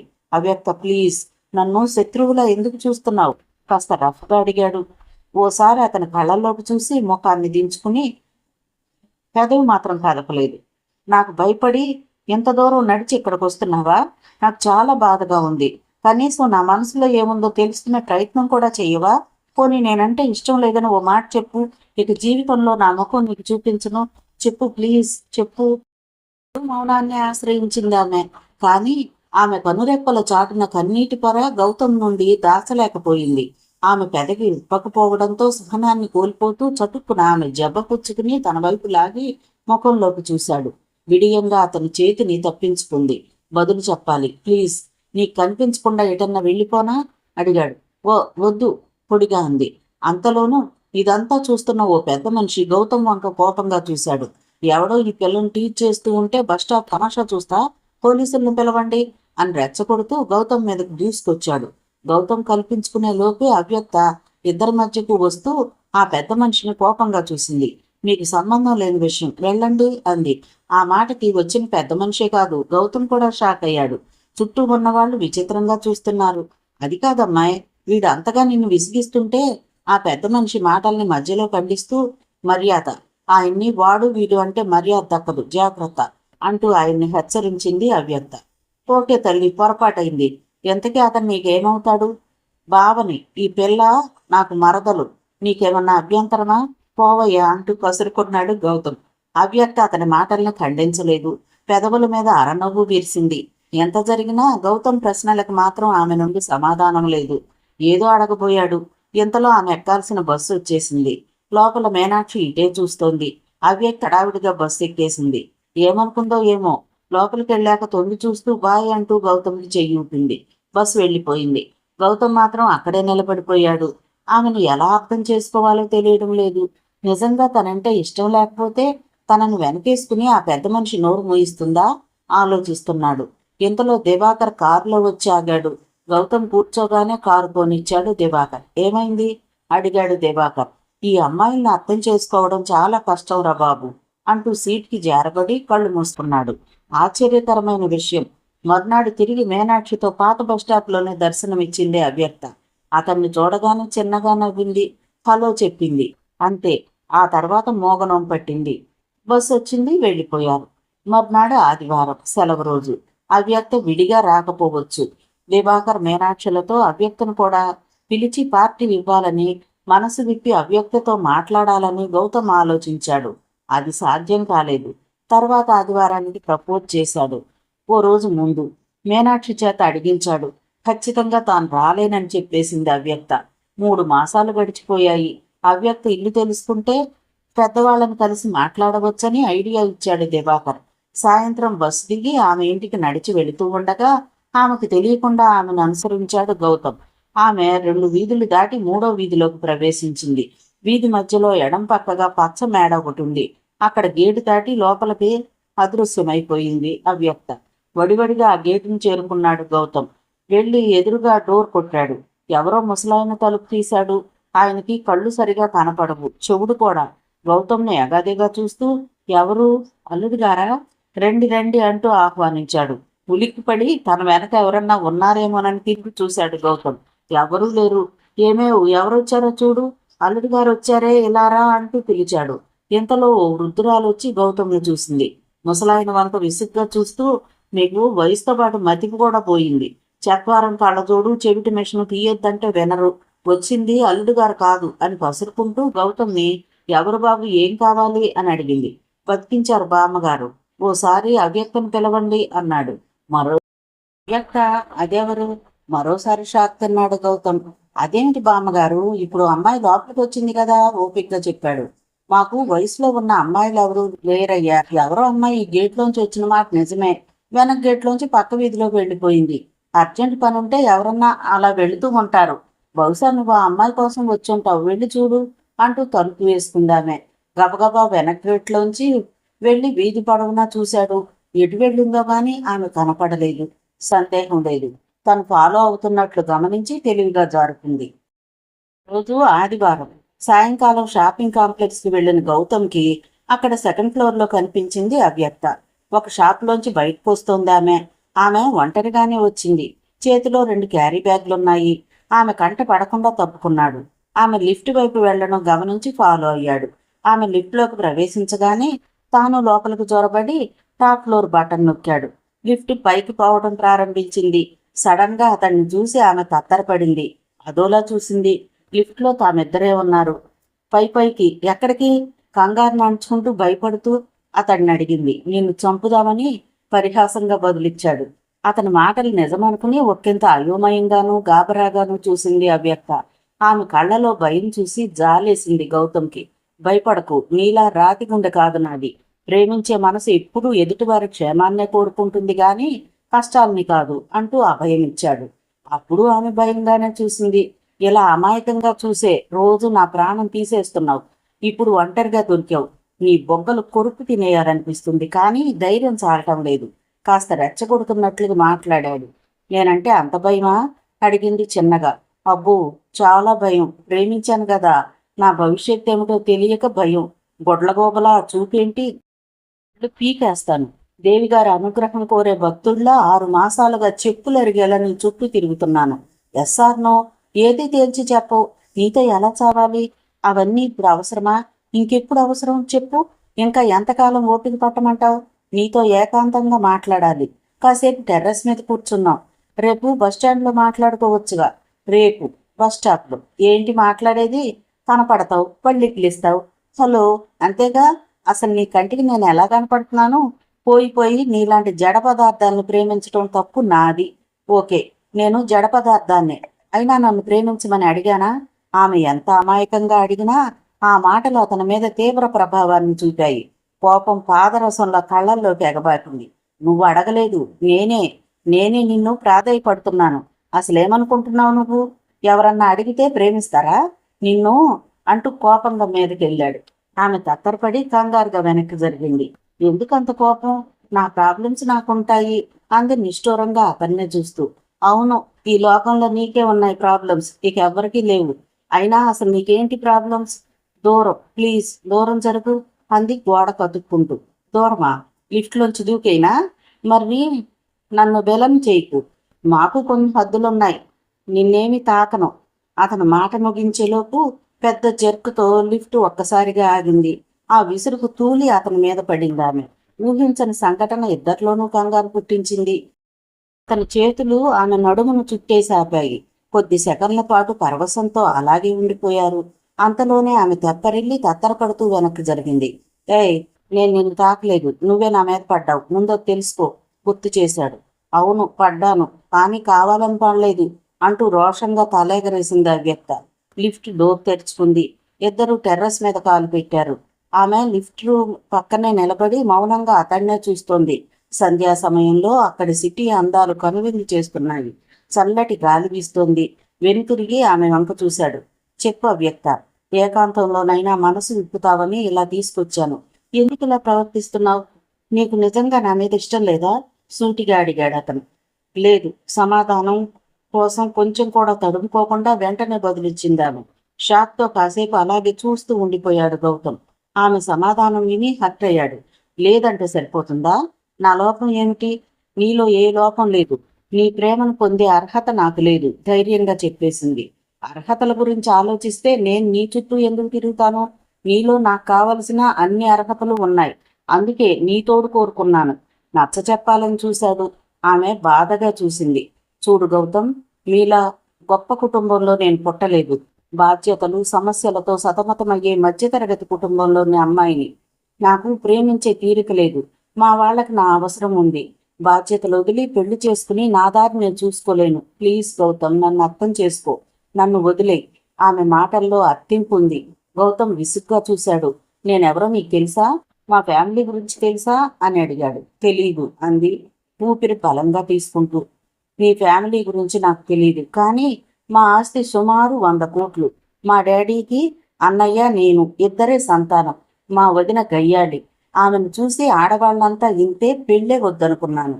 అలాంటి నా మనసు నిన్ను చూశాక మారిపోయింది. ప్రేమించాను, పెళ్లి చేసుకోవాలనుకుంటున్నాను. మన పెళ్ళైతే నీ సమస్యలు నావి కావా? నీ బాధ్యతలు నావి కావా? సాధారణంగా మధ్యతరగతి వాళ్లకు ప్రధానమైనవి ఆర్థిక సమస్యలు. ఎంత కావాలి? 1,00,000? లక్షలా? నేనిస్తాను. వద్దు గౌతమ్ అంటూ అతను చెప్తున్న మాటల్ని మధ్యలోనే అడ్డుకుంది అవ్యక్త. నాకేమీ అక్కర్లేదు అంది తిరిగి తనే. పెళ్ళైతే నా డబ్బంతా నీది కాదా? నేను నీకు ఇవ్వకూడదా? సీరియస్గా అడిగాడు. ఇబ్బందిగా చూసిందామె. ఊహల్లో జీవించే అలవాటు మాత్రం నాకు లేదు గౌతమ్. అయాచితంగా వచ్చే డబ్బు మీద కూడా ఆశపడను అంది చిన్నగా. అంటే తర్వాత నిన్ను వదిలేస్తానని భయపడుతున్నావా? ఆ మాట నేననడం లేదు. నీ మాటకి అర్థం అదేగా. ప్రేమించడంలో కూడా ఇన్ని కష్టాలుంటాయని తెలిస్తే నీ వెంట పడేవాడినే కాదు అంటూ నుదురు రుద్దుకున్నాడు అతను. ఆమె చిన్నగా నవ్వు ఊరుకుంది. ఆ నవ్వు చూడగానే సర్రున కోపం ముంచుకొచ్చింది గౌతమ్కి. నవ్వకు, ఏం చేస్తానో నాకే తెలియదు. నా బాధ చూస్తే నీకు నవ్వులాటగా ఉందా? గద్దించాడు. వెంటనే ముఖం మార్చుకుంది అవ్యక్త. ఓకే, నవ్వంలే అంది. ఎందుకు, ఏంటంటావు? నా మీద ఇష్టం లేదు. నన్ను ప్రేమించవు, పెళ్లి చేసుకోవు, అంతేగా సీరియస్గా అన్నాడు. వెంకం కొంచెం కూడా సడలిపోకుండా అంతే అంది గౌతమ్ వైపు అలానే చూస్తూ. ఇప్పుడు అర్థమైంది. నా మీద ఏ మూలో కొంచెం ప్రేమ ఉందనుకుని ఎంతకాలం నీ వెంట పడ్డాను. లేదని తేలిపోయింది. నిన్ను చాలా విసిగించాను. ఉంటాను. సారీ. ఇంకెప్పుడు నీ జోలికి రాను. నీ కంట పడను, ప్రేమించమని విసిగించను. ఓకేనా? ఇప్పుడు సంతోషమే కదా? వెళ్ళిపో అరిచాడు.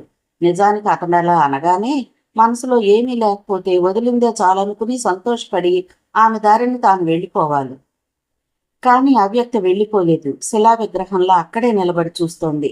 అతని కోపం ఇంకొంచెం పెరిగింది. అలా గొడ్లగోపల చూడకు, కొమ్మనాగా వెళ్ళిపో అన్నాడు. అయినా ఆమె మాత్రం కదలలేదు. వెళ్ళను, ఇద్దరం కలిసి వచ్చాం, కలిసే వెళదాం. నువ్వు వచ్చే వరకు ఇక్కడే ఉంటాను అంది స్థిరంగా. ఆ మాటతో అతని కోపం అంతా ఒక్కసారిగా ఆవిరైపోయింది.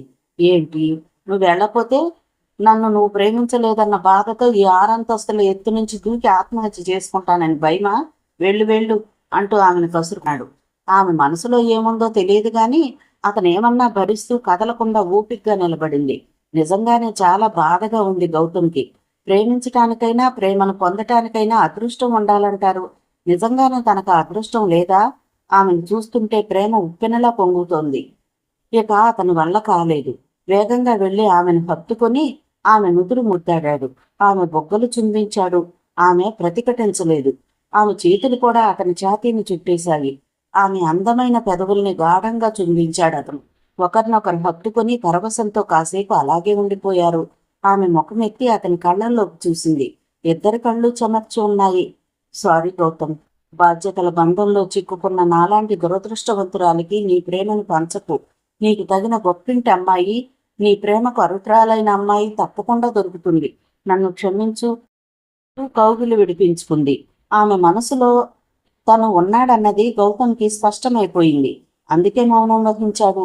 ఇద్దరూ ఎవరి ఆలోచనల్లో వారు కూరుకుపోయి లిఫ్ట్ దిగి బయటికి వచ్చాక కూడా మాట్లాడుకోలేదు. గౌతమ్, ఒరే గౌతమ్, భుజం మీద చురుక్కుమనేలా సిద్ధు తట్టి పిలుస్తుంటే తుల్లి పడ్డాడు గౌతమ్. ఎంతసేపు తన గతాన్ని తలుచుకుంటున్నాడో లేక తలుచుకుంటూ నిద్రపోయాడో తెలియని సందిగ్ధావస్థలో అయోమయంగా చూశాడు. ఎప్పుడు లేచాడో గాని సిద్ధు తన పక్కనే కూర్చుని ఉన్నాడు. రాత్రి ప్రశాంతంగా ఉంది. కళ్ల ముందు ఇంకా అవ్యక్తం ఎదులుతూనే ఉంది. ఏమైంది తనకి? ఆ రోజు షాపింగ్ కాంప్లెక్స్ సంఘటన తర్వాత చాలా రోజులు ఆమెను కలుసుకోలేదు. సిద్ధుకి అనారోగ్యం వలన అతన్ని హాస్పిటల్స్కి తీసుకెళ్లటం, చూపించటం, ఆ జబ్బేంటో తెలియక ఇంట్లో వాళ్ళ ఆందోళన, ఇదే సరిపోయింది. తిరుపతి ప్రయాణానికి 3 రోజుల ముందు మాత్రం దివాకర్తో పాటు బస్టాప్కి వెళ్లి ఆమెను చూశాడు. ముభావంగా నవ్వూరుకుంది. కాసేపు కళ్లతోనే మాట్లాడుకున్నారు. ఇంతలో బస్సు రావడంతో మీనాక్షి వెంట తాను బస్సు ఎక్కి వెళ్ళిపోయింది. అంతే. తర్వాత ఆమెను చూడడానికే వీలు కాలేదు. ఏంటి ఆలోచిస్తున్నావు? సిద్ధు పలకరింపుతో ఆలోచనల నుండి బయటపడ్డాడు గౌతమ్. ఏంటన్నయ్యా, నువ్వు ఇంకా నిద్రపోలేదా? విస్మయంతో సిద్ధుని అడిగాడు గౌతమ్. ఇప్పుడే లేచానురా, వాటర్ తాగుతుంటే నీ కలవరింపులు పడ్డాయి, అందుకే లేపాను చెప్పాడు. కలవరించానా? నేను కలవరించానా? లేదే. ఒకంత ఆశ్చర్యపోతూ బదులిచ్చాడు గౌతమ్. లేదనుకో, నేను స్పష్టంగా విన్నాలే. ఎవరా అమ్మాయి? ఉత్సాహంగా అడిగాడు సిద్ధు. ఏ అమ్మాయి? తెల్లబోయాడు గౌతమ్. అదేరా, కలలో కలవరించిన అమ్మాయి. ఏం పేరు? అవని, ఆముక్త, సంయుక్త అంటూ ఆపాడు. అవ్యక్త అనేశాడు గౌతమ్. ఎస్, ఎగ్జాక్ట్లీ అదే పేరు. ఎవరి అవ్యక్త? ప్రేమలో పడ్డావా? అమ్మాయి బాగుంటుందా? ఎంతకాలంగా ప్రేమించుకుంటున్నారేంటి అడిగాడు. అన్నయ్య ప్లీజ్, నువ్వు అనుకుంటున్నట్లేమీ లేదు. మరి ఇంకేంటి అన్నాడు సిద్ధు. నా ఫ్రెండ్ దివాకర్ లేడు, వాడి కజిన్ పేరు అవ్యక్త. వాళ్ళిద్దరూ పోట్లాడుకుంటున్నట్టు నేను సర్ది చెప్తున్నట్టు కలొచ్చింది. బహుశా ఆ కల్లో అవ్యక్త పేరు కలవరించుంటాను అంతే. కావాలని ఒక అబద్ధాన్ని నిజంలా నమ్మిస్తూ అన్నయ్యకు చెప్పేశాడు. కానీ అతని మాటల్ని సిద్ధు విశ్వసించలేదు. నా మాటలు నమ్మవా అడిగాడు గౌతమ్. ఓకే, నేనేదో అనుకున్నాలే, కాదంటున్నావుగా, లీవ్ ఇట్. అయితే ఒక్కటి గుర్తుంచుకో, ఒకవేళ నువ్వు నాతో చెప్పింది అబద్ధమైతే తర్వాత నువ్వే బాధపడతావు. ఎందుకంటే నీకు చాలా సంబంధాలు వస్తున్నాయి. నా ఆరోగ్యం బాగోలేదని ఇన్ని రోజులు నీ పెళ్లి వాయిదా వేశారు. ఇప్పుడు ఏదో మంచి సంబంధం చూసి నీకు ఖాయం చేసే ఆలోచనలో మమ్మీ డాడీ ఉన్నారు. నన్ను అడగకుండానే సంబంధం ఖాయం చేసేస్తారా? అది నీ సమస్య. ఓకే, ఇక పడుకో.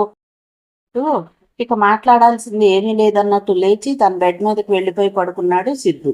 అవ్యక్త గురించి అన్నయ్యతో ఓ మాట చెప్పు ఉంచితే మంచిదని చెప్పాలని నోటి చివరి వరకు వచ్చిన మాటలను కూడా బలవంతంగా మింగేశాడు గౌతమ్. ఏమని చెప్పాలి? లవ్ సక్సెస్ అయితే సంతోషంగా చెప్పొచ్చు. ఎప్పటికీ తనది వన్ సైడ్ లవ్ మాత్రమే. బాధను గుండెల్లోనే దాచుకుంటూ రగ్గును మీదకు లాక్కుని పడుకున్నాడు. నెమ్మదిగా గాఢ నిద్రలోకి జారుకున్నాడు. మర్నాడు ఉదయం సుమారు 11 గంటల వేళ సిద్ధును చూడటానికి వచ్చారు గురువు ధన్వంతరి దీక్షిత్ గారు. ఆయన వెంట గణపతి, అనంత శయనం, నీలకంఠాచారి కూడా వచ్చారు. ఆ సమయంలో సిద్ధు కోసం బత్తాయి పళ్ళ జ్యూస్ తీస్తున్నాడు నౌకర్ మల్లేశం. దీక్షిత్ గారిని చూడగానే చేస్తున్న పనిని ఆపి వెంటనే లేచాడు. గబగబా ఆయన కోసం ఆ పక్కనున్న కుర్చీ తెచ్చేశాడు. పైనున్న తుండుతో కుర్చీని శుభ్రంగా తుడిచి మర్యాదగా ఆయన్ని కూర్చొండజేశాడు. సిద్ధు గౌతమ్లు లేచి ఆయనకు మర్యాదపూర్వకంగా నమస్కరించారు. శుభమస్తు. సిద్ధు, ఇలా రావయ్యా. సిద్ధుని దగ్గరకు పిలిచి అతని నాడి చూడటం కోసం చెయ్యి అందుకున్నారు ధన్వంతరి దీక్షిత్ గారు. ఇప్పుడు ఎలా ఉంది అన్నారు. పర్వాలేదు స్వామి, ఆకలి పుడుతోంది. కొంచెం భోజనం చేయగలుగుతున్నాను చెప్పాడు సిద్ధు. ఇచ్చిన మందులన్నీ సకాలంలో సక్రమంగా వేసుకుంటున్నావా? ఆప్యాయంగా అడిగారు ఆయన. వేసుకుంటున్నాను. నేను మర్చిపోయినా మా మల్లేశం వదలడు స్వామి చెప్తూ మల్లేశం వైపు చూశాడు. నాడి చూశాక సిద్ధు చెయ్యి వదిలేసి కనురెప్పలు పరిశీలించాక ఎక్కడో ఏదో చిన్న తేడా ఉంది సిద్ధు శరీరంలో. ఆ తేడా ఏమిటో దీక్షిత్ గారికి అర్థం కాలేదు. వెంటనే చూపుడు వేలును సిద్ధు బొట్టు మధ్య భాగంలో ఉంచి కళ్ళు మూసుకున్నాడు. క్షణాలు గడిచిపోతున్నాయి. నిశ్శబ్దంగా ఉన్న ఆ పర్ణశాలలో అందరూ ఉత్కంఠగా ధన్వంతరి దీక్షిత్ గారి కేసే చూస్తున్నారు. సిద్ధు, గౌతమ్, మల్లేశం మాత్రం విషయం తెలియక స్థిమితంగానే ఉన్నా నీలకంఠాచారి, అనంతసేన ముఖాల్లో చిన్నపాటి ఉద్రిక్తత చోటు చేసుకుంది. మానవ శరీరంలో 3,50,00,000 స్థూల సూక్ష్మ నాడులున్న అన్నింటిలోకి ప్రధానమైనది సుషుమ్నా నాడి. అది నాభికి మధ్యలో ఉంటుంది. దీక్షిత్ గారు దానిని పరిశీలిస్తున్నారంటే సిద్ధు ప్రమాదం నుండి పరిపూర్ణంగా బయటపడలేదని అర్థమవుతుంది. ఏమైనట్లు? పెట్టుడు మందు ఆ రోజు తీసివేసినప్పుడు పూర్తిగా బయటకు రాలేదా? విశేషాలు ఏమైనా పేగులను అంటుకుని ఉండిపోయాయా? దీక్షిత్ గారు సిద్ధు బొట్టనవేలును అందుకుని హస్తనాడిని పరిశీలించారు కొద్ది క్షణాలు. ఆ తరువాత చీలమండల భాగాన్ని పరిశీలించారు పాదనాడి కోసం. మసక్త నాడి కోసం కణతల్ని పరీక్షించారు. తిరిగి కొద్ది క్షణాలు నిశ్శబ్దంగా ఉండిపోయారు. తిరిగి మరోసారి నాభి, పెదవి, చెయ్యి, పాదాలు, కంఠాన్ని, ముక్కు ముందు భాగాన్ని పరిశీలించారు. ఏం చేస్తున్నా దీక్షిత్ గారి ముఖంలో ఎలాంటి ఉద్వేగాలు, భావాలు వ్యక్తం కావడం లేదు. కానీ ఒక్కటి మాత్రం అర్థమైంది. ప్రాణవాయువు సంచరించే నాడుల మీదే దీక్షిత్ గారి దృష్టి ఉందని. మరికొద్ది క్షణాలకి దీక్షిత్ గారు కళ్ళు తెరిచారు. ఉదయం సాయంత్రం కాసేపు అలా మన చికిత్సాలయంలోనే నడిచిరా, బాబా సన్నిధిలో కాసేపు కూర్చో, నీ మనసుకు ప్రశాంతత చేకూరుతుంది. అన్నిటికీ మించి నీకు ముఖ్య విషయం చెప్పాలి సిద్ధు. మనోవ్యాధికి మించిన జబ్బు లేదు. తీరని వేదన, ఆగని తలపులతో సతమతమయ్యే రోగికి ఏ మందులు వాడినా ఎలాంటి ప్రయోజనం ఉండదు. మందుల దారి మందులది, నీ దారి నీది అవుతుంది. గతాన్ని తలుచుకుని బాధపడటం మంచిది కాదు. మీ డాడీ అంతా చెప్పారు. ఎంత అందంగా ఉన్నా పాముని పక్కలో ఉంచుకోరాదు. ఏదో రోజు కాటేస్తుంది అది. జరిగింది పీడకలగా మర్చిపో, అప్పుడే కోలుకుంటావు, జీవితంలో సుఖపడతావు అంటూ హితబోధ చేశారు ఆయన. ఆయన పలుకుల్ని గురుభావంతో ఎంతో శ్రద్ధగా ఉంటున్నాడు సిద్ధు. తన మనసులో గాయాన్ని ఆయన గుర్తించాడు. పరిష్కారాన్ని కూడా సూచించాడు. కనువిప్పు కలిగించారు. సులక్షణను మరిచిపోలేక తను వ్యధ చెందటం వ్యర్థమని అర్థమైంది. అయినా కూడా ఎక్కడో ఏదో చిన్న వెలితి. అది దీక్షిత్ గారు కనిపెట్టినట్లున్నారు. మరోసారి చిరు దరఖాసం చేశారాయన. నీ ముఖంలో సందేహ మేఘాలు ఇంకా దోబూజులాడుతూనే ఉన్నాయి, అవునా అడిగారు. అవునన్నట్టుగా తలూపాడు సిద్ధు. అడుగు, సంశయాలుంటే నివృత్తి చేస్తాను అంటూ అతన్ని ప్రోత్సహించారు. నాకు జీవితం మీద విరక్తి కలుగుతోంది స్వామి. ఈ బంధాలన్నీ వదిలించుకుని దూరంగా ఏ హిమాలయ ప్రాంతానికో వెళ్ళిపోవాలనుంది. చిన్నగా మనసులోని మాటను బయట పెట్టాడు సిద్ధి. హిమాలయాలకు వెళ్ళి ఏం చేస్తావు? తపస్సు చేసుకోవాలనుంది. దేనికోసం తపస్సు? దైవ సాక్షాత్కారం కోసం. దేవుడు ప్రత్యక్షమైతే ఏమడుగుతావు? జీవన్ముక్తి అడుగుతాను. జీవన్ముక్తి అంటే జీవితాన్ని త్యజించడం, అంటే చనిపోవడం, అంతేగా. భవబంధం నుండి విముక్తి చేసే మోక్షాన్ని ప్రసాదించమని అడుగుతావు. ఎందుకంత విరక్తి? ఒక్క స్త్రీ కోసం ఒక జీవిత కాలాన్ని కోల్పోవాలనుకోవటం మూర్ఖత్వం కాదా? బ్రతికి ఏం సాధించాలో తెలియటం లేదు స్వామి. అతని సమాధానం విని నిశ్చేష్టులయ్యారంతా. తన పరిస్థితి ఏమిటో ఒక్క మాటలో చెప్పేశాడు సిద్ధు. సిద్ధు మానసిక స్థితి గాని, అతనిలో ఇటువంటి విపరీతమైన ఆలోచనలున్న సంగతి గాని ఇంతవరకు ఎవరికీ తెలియదు. జీవితం మీద విరక్తి చెందాడా? తాను ఊహించిన దానికన్నా ఎక్కువగానే సిద్ధు మెంటల్ డిప్రెషన్లో ఉన్నాడని దీక్షిత్ గారికి అర్థమైంది. శరీర రుగ్మత కన్నా మానసిక రుగ్మత చాలా ప్రమాదకరమైనది. ఒక్కోసారి అది ఆత్మహత్య కూడా పురికొల్పుతుంది. సిద్ధు, ఎందుకిలా ఆలోచిస్తున్నావు? ఎంతో అనునయంగా అడిగారు ధన్వంతరి దీక్షిత్ గారు. తెలియదు స్వామి, నాకే తెలియని విరక్తి. ఒకంత బాధగా చూస్తూ ఆయనకు బదులిచ్చాడు సిద్ధు. అదే ఎందుకు అంటున్నాను, ఈ వయసులో విరక్తి ఏంటయ్యా? ఆశించింది దక్కనంత మాత్రాన ఇక ఏదీ సాధించలేవనుకుంటున్నావా? జీవితమే వ్యర్థం అనుకుంటున్నావా? సూటిగా ప్రశ్నించారాయన. మౌనమే సమాధానంగా ముఖాన్ని దించుకున్నాడు సిద్ధు. ఒక నిట్టూర్పు విడిచి సానుభూతిగా చూశారు దీక్షిత్ గారు. నీ ఆలోచన తప్పు, ఇది సరికాదు. ఒక తలుపు మూసుకుంటే ఇంకో తలుపు తెరుచుకుంటుంది. ఒక మార్గం మాయమైతే మరో మార్గం కనిపిస్తుంది. నువ్వు చెయ్యాల్సిందల్లా మానవ ప్రయత్నం. పనికిరాని వస్తువును అవతల పారేసి మరొకటి కొని తెచ్చుకుంటాం. జీవితం కూడా అంతే. నిన్ను కోరుకునే వాళ్లే నీ వాళ్ళు, నువ్వు కోరుకునే వాళ్ళు కాదు. ఎండమావుల్లో నీటి కోసం పరుగు తీసినట్టు నీ మీద ప్రేమ లేని అమ్మాయి కోసం విరక్తి చెంది నీ జీవితాన్ని పాడు చేసుకుంటావా? అడిగాడు. నాకు మార్గదర్శనం చెయ్యండి స్వామి. నేనేం చెయ్యను? అర్థింపుగా అడిగాడు సిద్ధు. ఆత్మవిమర్శ చేసుకో, మార్గదర్శనం అవుతుంది. వాస్తవం గ్రహించు, మనసు తేలిక పడుతుంది. ఈ ప్రపంచంలో ఏదీ శాశ్వతం కాదు. పరమాత్మ, ఆత్మ ఇవే శాశ్వతమైనవి. ప్రేమైనా పగైనా ఇరువైపులా ఉండాలి. ఏకపక్షంగా ఉంటే ఏం ప్రయోజనం ఉండదు. శరీరధారి అయిన ఆత్మ ఈ శరీరాన్ని త్యజించే వరకు సాగే ప్రస్థానంలో ఎన్నో సుఖాలు, ఎన్నో కష్టాలు, సుఖదుఖాలను సమదృష్టితో చూడాలి. మానసిక పరిపక్వత అలవరుచుకో. దేని మీదైనా అధికమైన మమకారం తగదు. తామరాకు మీద నీటి బొట్టును చూసావా? మంచి ముత్యంలా కదులుతుంది, కానీ ఆకులు మాత్రం అంటుకోదు. మనం కూడా అలానే ఉండాలి. నానుబంధ రూపేణ పశుపత్ని సుతాలయ అన్నారు. భార్య, పిల్లలు, సంసారం ఇవన్నీ మనిషికి రుణానుబంధాలు. రుణం తీరగానే బంధము తెగిపోతుంది. అంత మాత్రాన జీవితం ఆగిపోతే ఎలా? నీ గమ్యం వరకు జీవన పయనం సాగాల్సిందే. నీ ధోరణి మార్చుకోవాలి. నీ కోసం మరో అందమైన అమ్మాయి పుట్టే ఉంటుంది. ఆమె కోసం అన్వేషించు, అర్థమైందా? అంటూ సిద్ధుకి హితోపదేశం చేశారు ధన్వంతరి దీక్షిత్ గారు. ఆయన మాటలు సిద్ధులో పరివర్తన కలిగించాయి. కనువిప్పు కలిగినట్లయింది. ఎంతో వినయంగా తల పంపించాడు సిద్ధు. తనకి జ్ఞానోదయం కలిగినట్లు తేలికైన మనసుతో, చెమర్చిన కళ్లతో ఆయన్ని గురుదేవునిగా భావించి వినయంగా ముందుకు వంగి పాదాలు తాకి నమస్కరించి ఆశీర్వాదం తీసుకున్నాడు. అంతలో తాను చేస్తున్న పని ఆపి దిక్కున లేచి దగ్గరకొచ్చాడు మల్లేశం. చేతులు పట్టుకుని నిలబడ్డాడు వినయంగా. ఏమిటన్నట్టుగా చూశారు దీక్షిత్ గారు. మీరు కోపడనంటే నాదో డౌట్ సామి, అడగనుంటారా? ఎంతో వినయంగా అడిగాడు మల్లేశం. అడుగు, ప్రోత్సహించారు దీక్షిత్ గారు. చాలా కాలంగా ఈ సందేహం నా బుర్రను తొలిచేస్తుంది సామి, అడగమంటారా?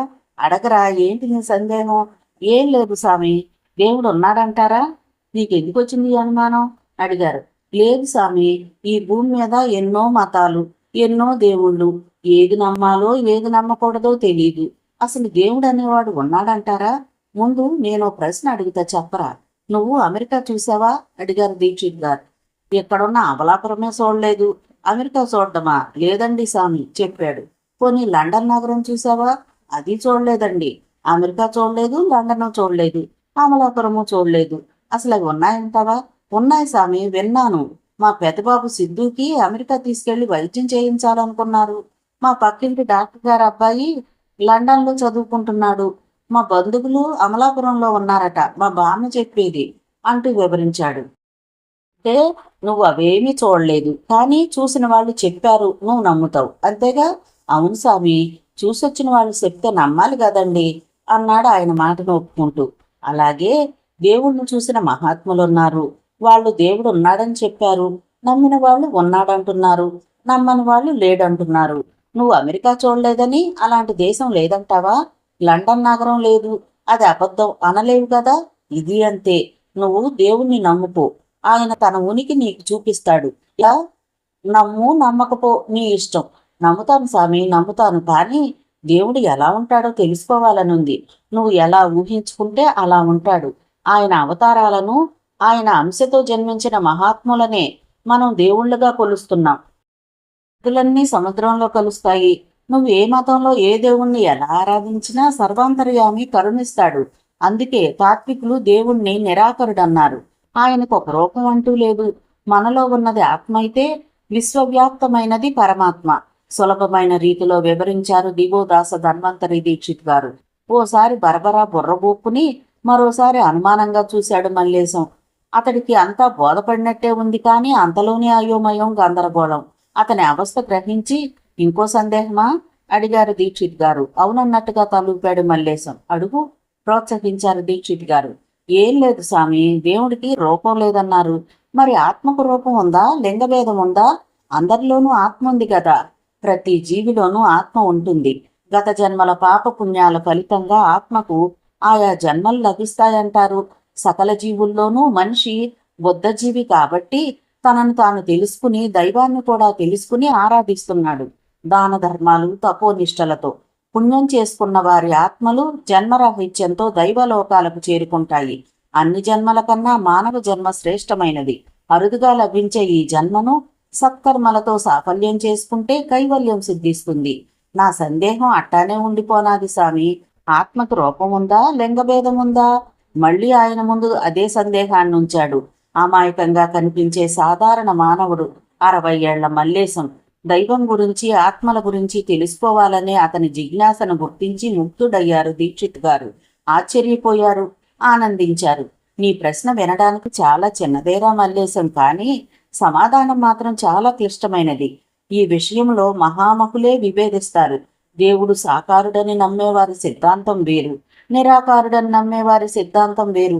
ఇక దేవుడే లేడనే నాస్తికులు వాదం వేరు. అది మనకు అప్రస్తుతం. అడిగావు కాబట్టి నీకు సులభంగా అర్థమయ్యే రీతిలో వివరించే ప్రయత్నం చేస్తాను. దేవుడు నిరాకారుడని నమ్మే వాళ్లల్లో నేనొకణ్ణి.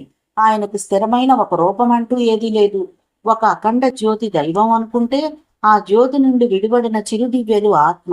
సూర్యుడి నుండి విడిపడి గ్రహాలుగా ఏర్పడినట్లు జ్యోతి రూపమైనది ఆత్మ. ధ్యానంలో లేదా తపస్సులో ఉన్నవారికి ముందుగా తన ఆత్మరూపమైన జ్యోతి దర్శనమవుతుంది. ఆ జ్యోతి నుండి తాను ఉపాసించే దైవ రూపం సాక్షాత్కరిస్తుంది. నీలోనూ నాలోనూ సజీవులయ్యే దేవుడున్నాడని చెప్పడానికి కారణం ఇదే. ఇక ఆత్మకు రూపం ఉందా అనేది ప్రశ్న. దేవుడికే రూపం లేనప్పుడు ఆత్మకి రూపు ఎక్కడా? జ్యోతి రూపమే ఆత్మ. ఆత్మలకి లింగభేదం లేదు. ఆడ ఆత్మలు, మగ ఆత్మలు, పేడి ఆత్మలు అంటూ లేవు. ఉన్నది ఆత్మ ఒక్కటే. ఇంకొంచెం వివరంగా చెప్పాలంటే, మైనం కరిగించి గుర్రం బొమ్మ అచ్చులో పోసావనుకో, గుర్రం బొమ్మ వస్తుంది. ఏనుగు బొమ్మ అచ్చులో పోస్తే ఏనుగు బొమ్మే వస్తుంది. ఆత్మ మైనం లాంటిది. అది ఏ జీవికి సంతానంగా పుడితే ఆ జీవి లక్షణాలతో భౌతిక రూపం ఏర్పడుతుంది. కోతికి పుడితే కోతి, కుక్కకు పుడితే కుక్క, మనిషికి పుడితే మనిషి. ఒక జన్మలో మగాడిగా పుట్టిన ఆత్మ మరో జన్మలో స్త్రీగా జన్మించవచ్చు. ఇవన్నీ భూమి మీద ఏర్పడే భౌతిక రూపాలు. సంతానాభివృద్ధి కోసం ఏర్పడే భౌతిక లక్షణాల కారణంగా జీవుల్లో ఆడజాతి, మగజాతి ఏర్పడుతున్నాయి. లింగభేదం భౌతిక శరీరాలకే గాని ఆత్మలకు లేదు వివరించారు. ఈ స్వామి, సచ్చిన వాళ్ళు దెయ్యాలవుతారు కదా. ఆడది చేస్తే ఆడదెయ్యంగాను, మగాడు చేస్తే మగదెయ్యంగాను ఎలా కనపడుతున్నారు? మీరు చెప్పిన జ్యోతి రూపంలోనే కదా తిరగాలి అడిగాడు. పిచ్చోడ, చనిపోయిన వాళ్ళంతా దెయ్యాలు కారు అంటూ నవ్వేశారు దీక్షిత్ గారు. తిరిగి తనే అడిగారు, నువ్వు దెయ్యాలను చూసావా అంటూ. చూశాను స్వామి. ఇప్పటోళ్ళు దెయ్యాల గురించి చెప్తే నవ్వుతారండి, కానీ అవి ఉన్నాయండి. నా చిన్నప్పుడు చాలా చూశాను. 25 ఏళ్ల కిందటి మాటండి. నా ఫ్రెండ్ ఒకడు యాక్సిడెంట్లో పోయాడండి. ఓ రాత్రి నేను సైకిల్ మీద వస్తుంటే కాలువ గట్టు మీద వాడు నాకు అక్కడ కనిపించాడు. నా సైకిల్ మీద ఊరు పొలిమేర దాకా వచ్చాడు. కబుర్లు చెప్పుకున్నాం. ఒకసారి కాదు, చాలాసార్లు కనిపించాడు. నువ్వు చెప్పింది జరిగి ఉండొచ్చు. అకాల మృత్యువాత పడ్డవాళ్లే సాధారణంగా దెయ్యాలవుతారు. కోరికలు తీరకుండా ఇంకా వయసు మిగిలి ఉండగా ప్రమాదాల్లో తమ శరీరాలను కోల్పోయిన ఆత్మలకు పైలోకాలకు అనుమతి లభించదు. సమయం వచ్చేదాకా అవి భూమి మీదే సంచరించాలి. సూక్ష్మ జ్యోతి స్వరూపమైనదే ఆత్మ. అది మనుషులకు కనపడాలంటే రూపం కావాలి. తన ఉనికిని మనుషులు గుర్తించడం కోసం తను పోగొట్టుకున్న శరీరాకృతిలోనే ఆత్మలు దెయ్యాలుగా మారి సంచరిస్తాయి. అంతేకాని వాటి శాశ్వత రూపాలు కాదు. ఈ సందేహం తీరిందా అంటూ చెప్పడం ఆపారు దీక్షిత్ గారు. మీ దయతో నా సందేహాలన్నీ తీరిపోనాయి స్వామి. మీ దీవెనలుంటే మాకు చాలు అంటూ భయభక్తులతో ఆయన పాదాలకు నమస్కరించి ఆశీస్సులు పొందాడు మల్లేశం. దివోదాస ధన్వంతరి దీక్షిత్ గారు వాత్సల్యంగా అందరినీ వీక్షించారు. మీరేం మాట్లాడవేమిటి? మీకే సందేహాలు లేవా అంటూ సిద్ధు గౌతములను ఉద్దేశించి అడిగారు. ఏమీ లేవు స్వామి అన్నాడు నవ్వుతూ గౌతమ్.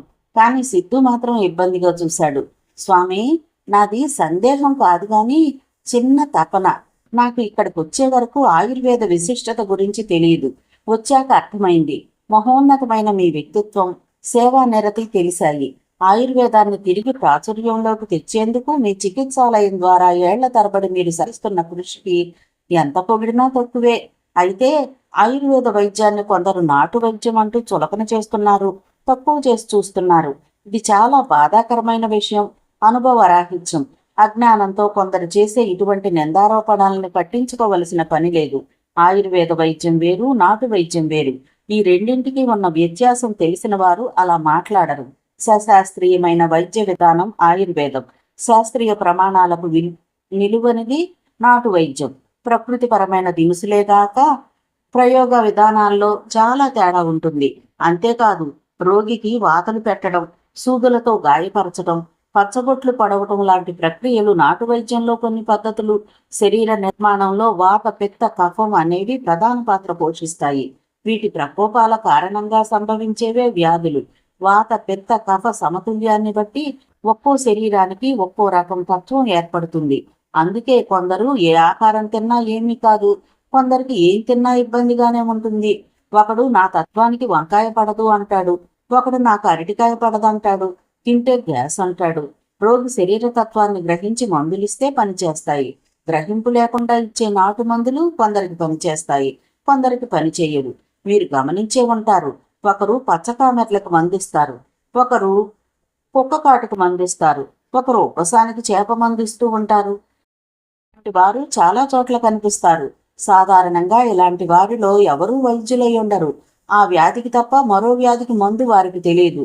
ఎవరి పద్ధతిలో వారు ఆయా మందులు తయారు చేయించి రోగి చేత తినిపిస్తారు. ఆయా రోగుల శరీర తత్వాన్ని బట్టి కొందరికి పనిచేస్తాయి, కొందరికి పనిచేయవు. వంశపారంపర్యంగానో లేక ఒకరి నుంచి ఒకరు తెలుసుకునో ఒక ఆచారంగా ఈ నాటు మందులు తయారు చేసి రోగులకు ఇస్తూ ఉంటారు. నాటు వైద్యంలో వాతలు పెట్టడం ఒక పద్ధతి. కొన్ని రకాల రోగాలకు ఇనుప మొక్క గాని రాగి మొక్క గాని ఎర్రగా కాల్చి వాత పెడతారు. కీలెరిగి వాత పెట్టమని సామెత మీరు వినే ఉంటారు. పచ్చకామెర్లకు ఎడమ చేతికి మణికట్టు మీద వాత పెట్టే పద్ధతి కొన్ని ప్రాంతాల్లో ఇప్పటికీ ఉంది. పూర్వం పసిబిడ్డలకు సూది ఎర్రగా కాల్చి పొట్ట మీద వాతలు పెట్టేవారు. దీని వలన ఉదర సంబంధమైన వ్యాధులు రావని నమ్మేవారు. అలాగే పక్షవాత సూచనలు కనిపించిన శరీర భాగంలో పచ్చబొట్టు పొడిపించేవారు. పార్శ్వపు నొప్పి అనే తలనొప్పికి కణతల మీద వాత వేసేవారు. కొంచెం మొరటుగా ఉండే ఇలగతులు నాటు వైద్యంలో భాగం. అందుచేత ఆయుర్వేదం వేరు, నాటు వైద్యం వేరు. ఆలస్యమైంది, ఇక నేను వస్తాను సిద్ధు. ఇకనైనా అలా ఆరు బయట తిరగడం అలవాటు చేసుకో, త్వరగా కోలుకుంటావు అంటూ సిద్ధుని హెచ్చరించి వెళ్ళిపోవడానికి లేచారు ధన్వంతరి దీక్షిత్ గారు. సిద్ధుతో పాటు గౌతమ్, మల్లేశం కూడా అంతా బయటకు వచ్చి దీక్షిత్ గారిని అభిమానంగా సాగనంపారు. దీక్షిత్ గారితో పాటు వచ్చిన అనంతశయనం, నీలకంఠాచారి ఆయన్ని అనుసరిస్తూ సిద్ధు పరిస్థితి గురించి అడగాలని ఆతురత పడుతున్నారు. కొంత దూరం వెళ్ళాక ఓ వేప చెట్టు చుట్టూ కట్టిన అరుగు మీద కూర్చుండిపోయారు దీక్షిత్ గారు. కొంచెం దూరంలో వినయంగా నిలబడ్డారు మిగతా వాళ్ళు. స్వామి, సిద్ధుకు పూర్తిగా స్వస్థత చిక్కలేదా? అనంతశయనం భక్తి ప్రపత్తులతో అడిగారు. కొద్ది క్షణాల మౌనం తర్వాత లేదు అన్నట్లుగా సంజ్ఞ చేశారు ఆయన. యథావిధిగా రాత్రి 10 గంటలకు దీక్షిత్ గారి ఆయుర్వేద ప్రసంగం మొదలైంది. పసిగట్టడంలో నాడీ పరీక్ష అత్యంత ముఖ్యమైనది. నాడిని పరీక్షించడం వలన వాత, పిత్త, కఫ ముఖ్య జనితాలైన వ్యాధుల యొక్క సాధ్య భేదాలను గుర్తించవచ్చు. హింస్ర, స్నాయువు, వస, నాడి, ధమని, దామని, ధర, పంతుకి, జీవితాజ్ఞ, శిర అనేవి పర్యాయ పదాలు. మానవ శరీరంలో ఉండే నాడులు 3 విధాలు. ఒకటి వాయువును వహించును, రెండవది మూత్రమును, మలమును, ఎముకలను, రసమును వహించును, మూడవది ఆహారమును వహించును. మన నాభికి నడుమ సుషుమ్న అను నాడి ఒకటి ఉంటుంది. నాభి చక్రమునకు సుషుమ్న నాడికి నలుపక్కల అన్ని నాడులు కట్టబడి ఉంటాయి. అవి అన్ని నాభి చక్రమును ఆవుతోక ఆకారంలో ఉండి అచ్చట నుండి శరీరం మొత్తం వ్యాపించి ఉంటాయి. మానవ శరీరమున 3,50,00,000 స్థూల సూక్ష్మ నాడులుంటాయి. అవి నాభి చక్రమున కట్టబడి అడ్డముగాను ఊర్ధ్వంగాను కిందికి వ్యాపించి ఉంటాయి. మానవ శరీరంలో 3,50,00,000 వెంట్రుకలు పైన చెప్పబడిన నాడులకు ముఖములై వాని నుండి చెమట స్రవిస్తుంది. ఈ నాడులలో 1,072 స్థూలములు శరీరంలో వాయువును వ్యాపింపచేయుచు పంచేంద్రియ గుణములైన శబ్ద స్పర్శ రూప రస గంధములను ఆవహించి ఉంటాయి. వాటిలో గోలుగా ఉండే 700 నాడులు అన్నరసమును వహించుచు శరీరం మొత్తం పోషిస్తూ ఉంటాయి.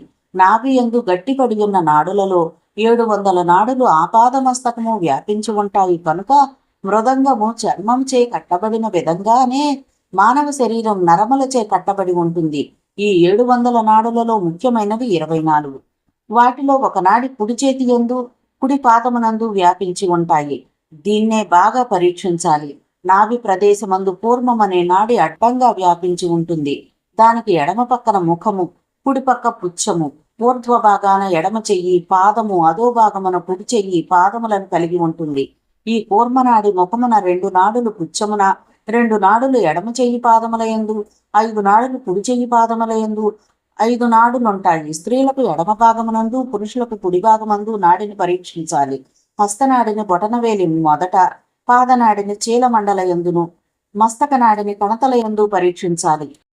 నాభి, పెదవి, చెయ్యి, పాదము, కంఠము వీటి నుంచి ముక్కు సమీపమందు ఉండే నాడుల యందు ప్రాణవాయువు సంచరించుచూ ఉంటుంది. దీనిని ఉపద్రవ సమయంలో ప్రయత్నంతో రక్షించాలి. చెయ్యి, పాదము, కంఠము, నాసిక, నేత్రములు, చెవులు, నాలుక కొన, లింగము, యోని యందు కుడి ఎడమ భాగముల రెండింటినీ నాడిని చూడాలి.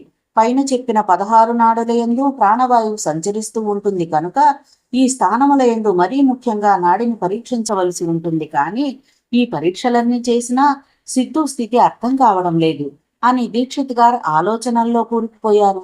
అపర ధన్వంతరి దీక్షితులే చింతాక్రాంతులై ఉంటే సిద్ధుకి పూర్తిగా స్వస్థత చేకూరనట్లే.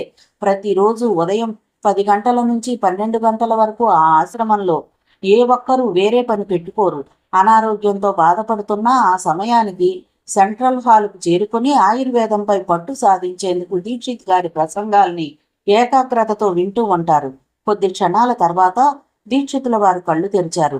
వెంటనే పద్మాసనం నుండి లేచారు. అనంతశయనం కేసి చూసి సంజ్ఞ చేశారు. ఇద్దరూ కలిసి ఆ రాత్రి వేళ మందుల తయారీ విభాగం వైపు వెళ్లిపోయారు వేగంగా. మందుల తయారీ విభాగం ముందు కాపలాగా ఉండే సిద్ధుడు ఆ అపరాత్రి వేళ వస్తున్న దీక్షిత్ గారిని చూస్తూనే వినయంగా తలవంచి పక్కకు తప్పుకున్నాడు. అనంతశయనం ముందుగా వెళ్లి హాల్లో ఉన్న పాతకాలం నాటి కుర్చీని తుడిచి శుభ్రం చేశాడు. దీక్షిత్ గారు కూర్చుని ఆలోచనల్లో కూరుకుపోయారు. క్షణాలు నిమిషాలు భారంగా గడిచిపోతున్నాయి. అర్ధరాత్రి కావటానికి కొద్ది క్షణాలే మిగులున్నాయి. ఉగ్రసేనుడు గొప్ప నిజాయితీపరుడు. అతనిలో ప్రతి క్షణం కృతజ్ఞత, విశ్వాసం నిండి ఉంటాయి.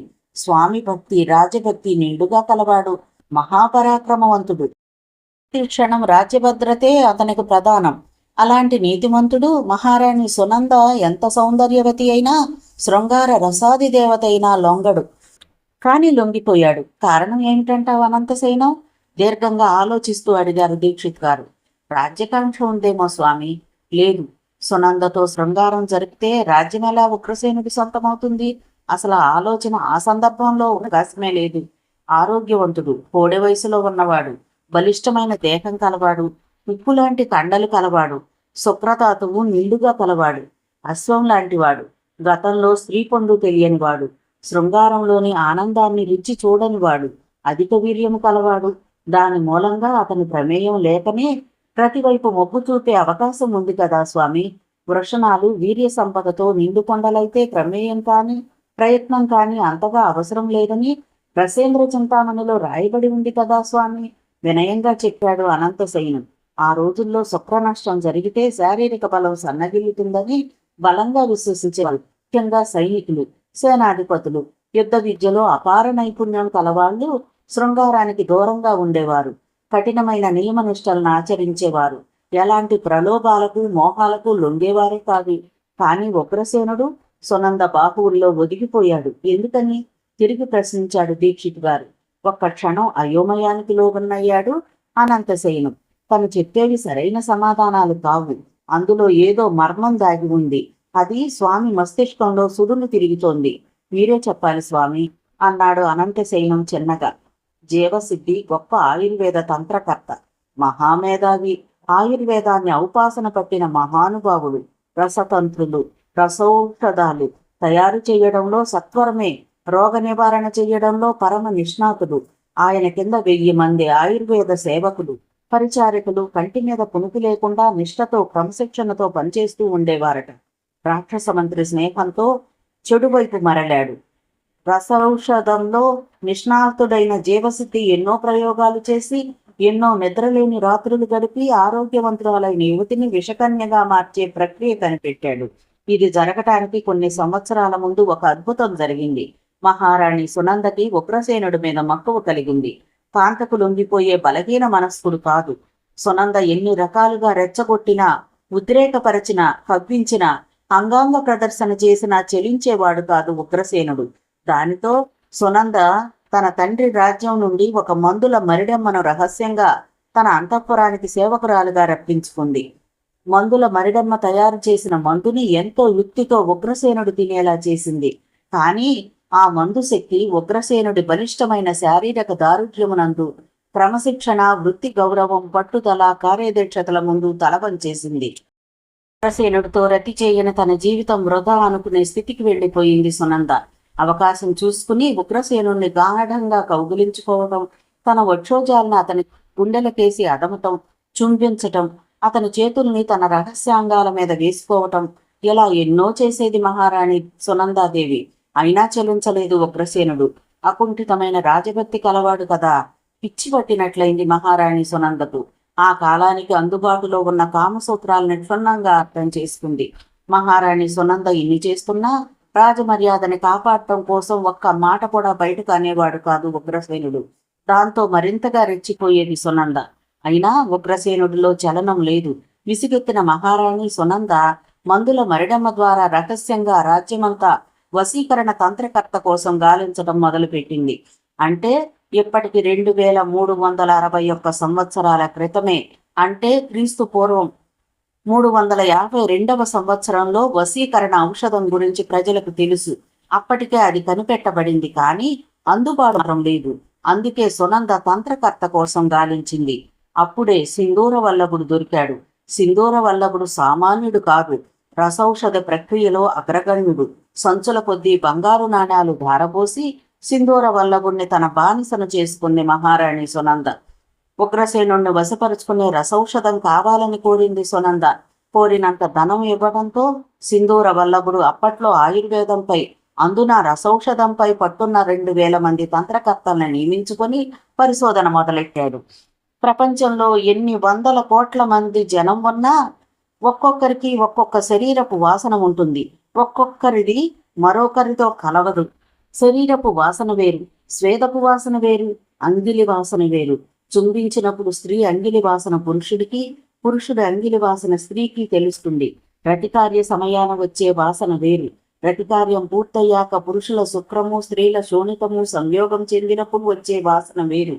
స్త్రీ పురుషుల సంయోగం తర్వాత ఒకరి మీద ఒకరికి మిక్కిలి ప్రేమ, అభిమానం, కృతజ్ఞత ఉంటే మరికొంతసేపు కౌగిలించుకునే ఉంటారు.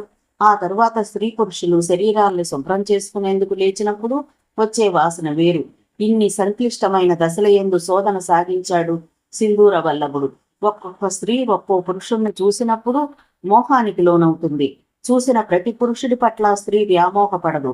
అలాగే పురుషుడు కూడా ఎందుకు అలా జరుగుతోంది అని కూడా శోధన సాగించాడు. స్త్రీ పురుషుల మధ్య స్నేహం, శృంగారం, ప్రేమ, మోహం, ఇష్టం, అభిమానం, త్యాగం లాంటి భావాలు ఎప్పుడు ఏర్పడతాయి, ఎందుకు ఏర్పడతాయి, అందుకు ప్రేరేపించే రసాలేమిటి, ఆ రసాలు మనిషి మెదడులో ఎలా ఉత్పత్తి అవుతాయి, ఎప్పుడు ఉత్పత్తి అవుతాయి? మనుషులు తినే ఆహారం పరిణామం చెంది రసాది ధాతువులుగా మార్పు చెందుతూ శరీరానికి పోషకంగా మారుతుంది. మనిషి తినే ఆహారం పదార్థాలన్నీ జఠరాగ్నిచే పాకం చెంది రసముగా మారుతుంది. రసము రక్తం అవుతుంది. రక్తం మాంసం అవుతుంది. మాంసం మేధస్సు అవుతుంది. మేధస్సు అంటే కొవ్వు పదార్థాలు. మేధస్సు అస్థి అవుతుంది. అస్థి అంటే ఎముకలు. అస్థి మజ్జ అవుతుంది. మజ్జ అంటే ఎముకల మధ్య ఉండే మూలుగా. మజ్జి శుక్రం అవుతుంది. రస, రక్త, మాంస, మేధోస్థి, మజ్జ, శుక్రములనే సప్తధాతువులు అంటారు. ఈ సప్తధాతువుల్లో చివరిదే శుక్రము. ఈ శుక్రము స్త్రీ పురుష సంయోగ సమయంలో స్త్రీల గర్భాశయమును చేరి స్త్రీ ఆర్తవముతో కలిసి శరీరోత్పత్తికి కారణమవుతుంది. ఈ పరిణామ క్రమం మొత్తాన్ని క్షుణ్ణంగా పరిశోధించాడు సింధూర వల్లభుడు. ఆహా, ఎంత గొప్ప ఆయుర్వేద తంత్రకర్త సింధూర వల్లభుడు! మనిషికి వివిధ సందర్భాల్లో కలిగే వివిధ రసానుభూతుల మీద తీవ్రమైన శోధన సాగించాడు. ఓ పక్క మహారాణి సునంద ఒత్తిడి, మరో పక్క మేధో మదనం. కాలం కంటే వేగంగా పరిశోధన కొనసాగించాల్సి వచ్చింది. కోపం ఏ రసం వల్ల వస్తుంది? జాలి దేని మూలంగా? అభిమానం, అసూయ, ద్వేషం, ప్రేమ, కామం, స్వార్థం, రాక్షసత్వం, పశుత్వం, దానగుణం, సాహసం, శోధనాభిలాష, ఆత్మనూన్యత, భక్తి, ఆధ్యాత్మిక చింతన, అధికార దాహం, విక్కిరింపు, వెటకారం, బుచ్చగింపు, రాజీధోరణి, రసానుభూతి, ఆత్మస్థైర్యం, అభిజాత్యం, గర్వం, అహంకారం, పందెపు భావన, లోభితనం, సంకుచితత్వం, అనుమానం. ఈ భావాలన్నీ మనిషి మెదడులో చోటు చేసుకునే ఉంటాయి. అయితే అవి నిద్రాణమై ఉంటాయి. అవసరమైనప్పుడు ప్రేరేపితమవుతాయి. 7 ధాతువుల మూలంగానే కదా మానవ శరీరం పోషింపబడేది. ధాతువు మూలంగా ఇవన్నీ మనిషి మెదడులో చోటు చేసుకుంటున్నాయి. ఓహో, ఎంత గొప్ప పరిశోధన! చెడు మార్గం వైపు మరలిన మేధావికి చేతులెత్తి నమస్కరిస్తున్నాను.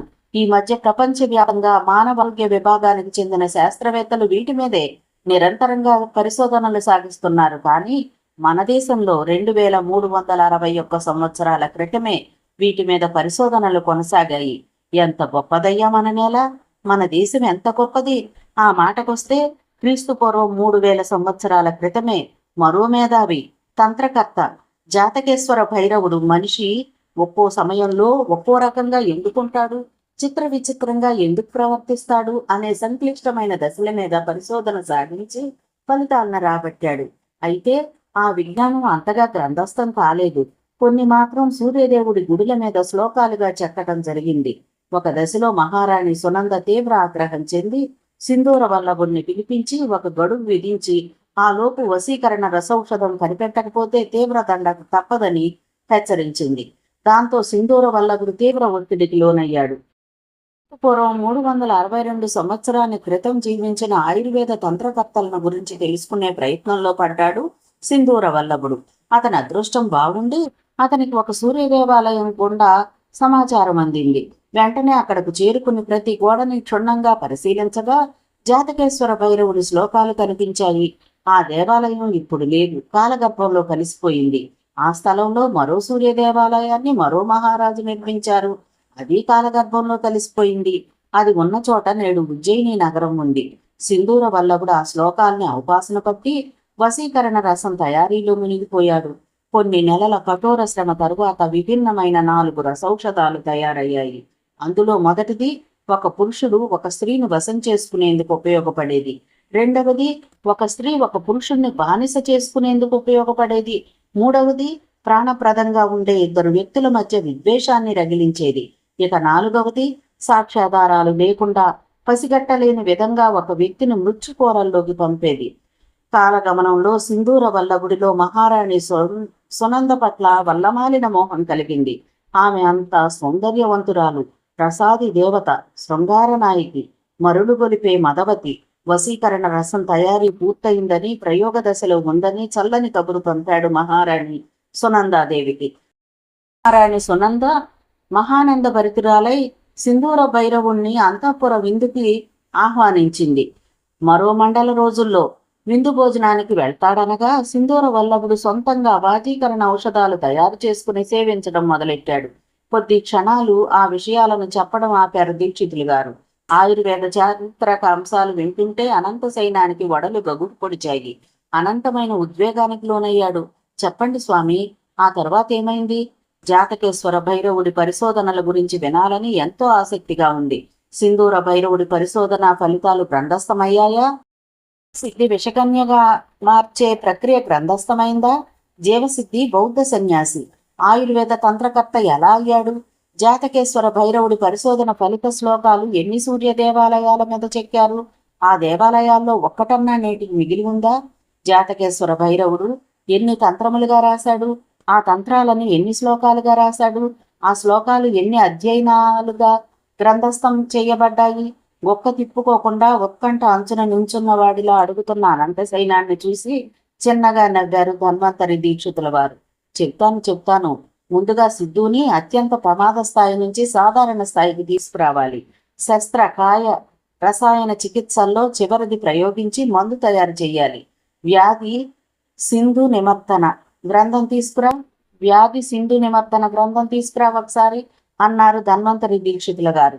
అనంత సైనం ఆ విభాగం వెనుక వైపున్న గ్రంథాలయానికి వెళ్ళి 10 నిమిషాల్లో వ్యాధి సింధుర నిమర్తనం అనే గ్రంథాన్ని తీసుకొచ్చారు.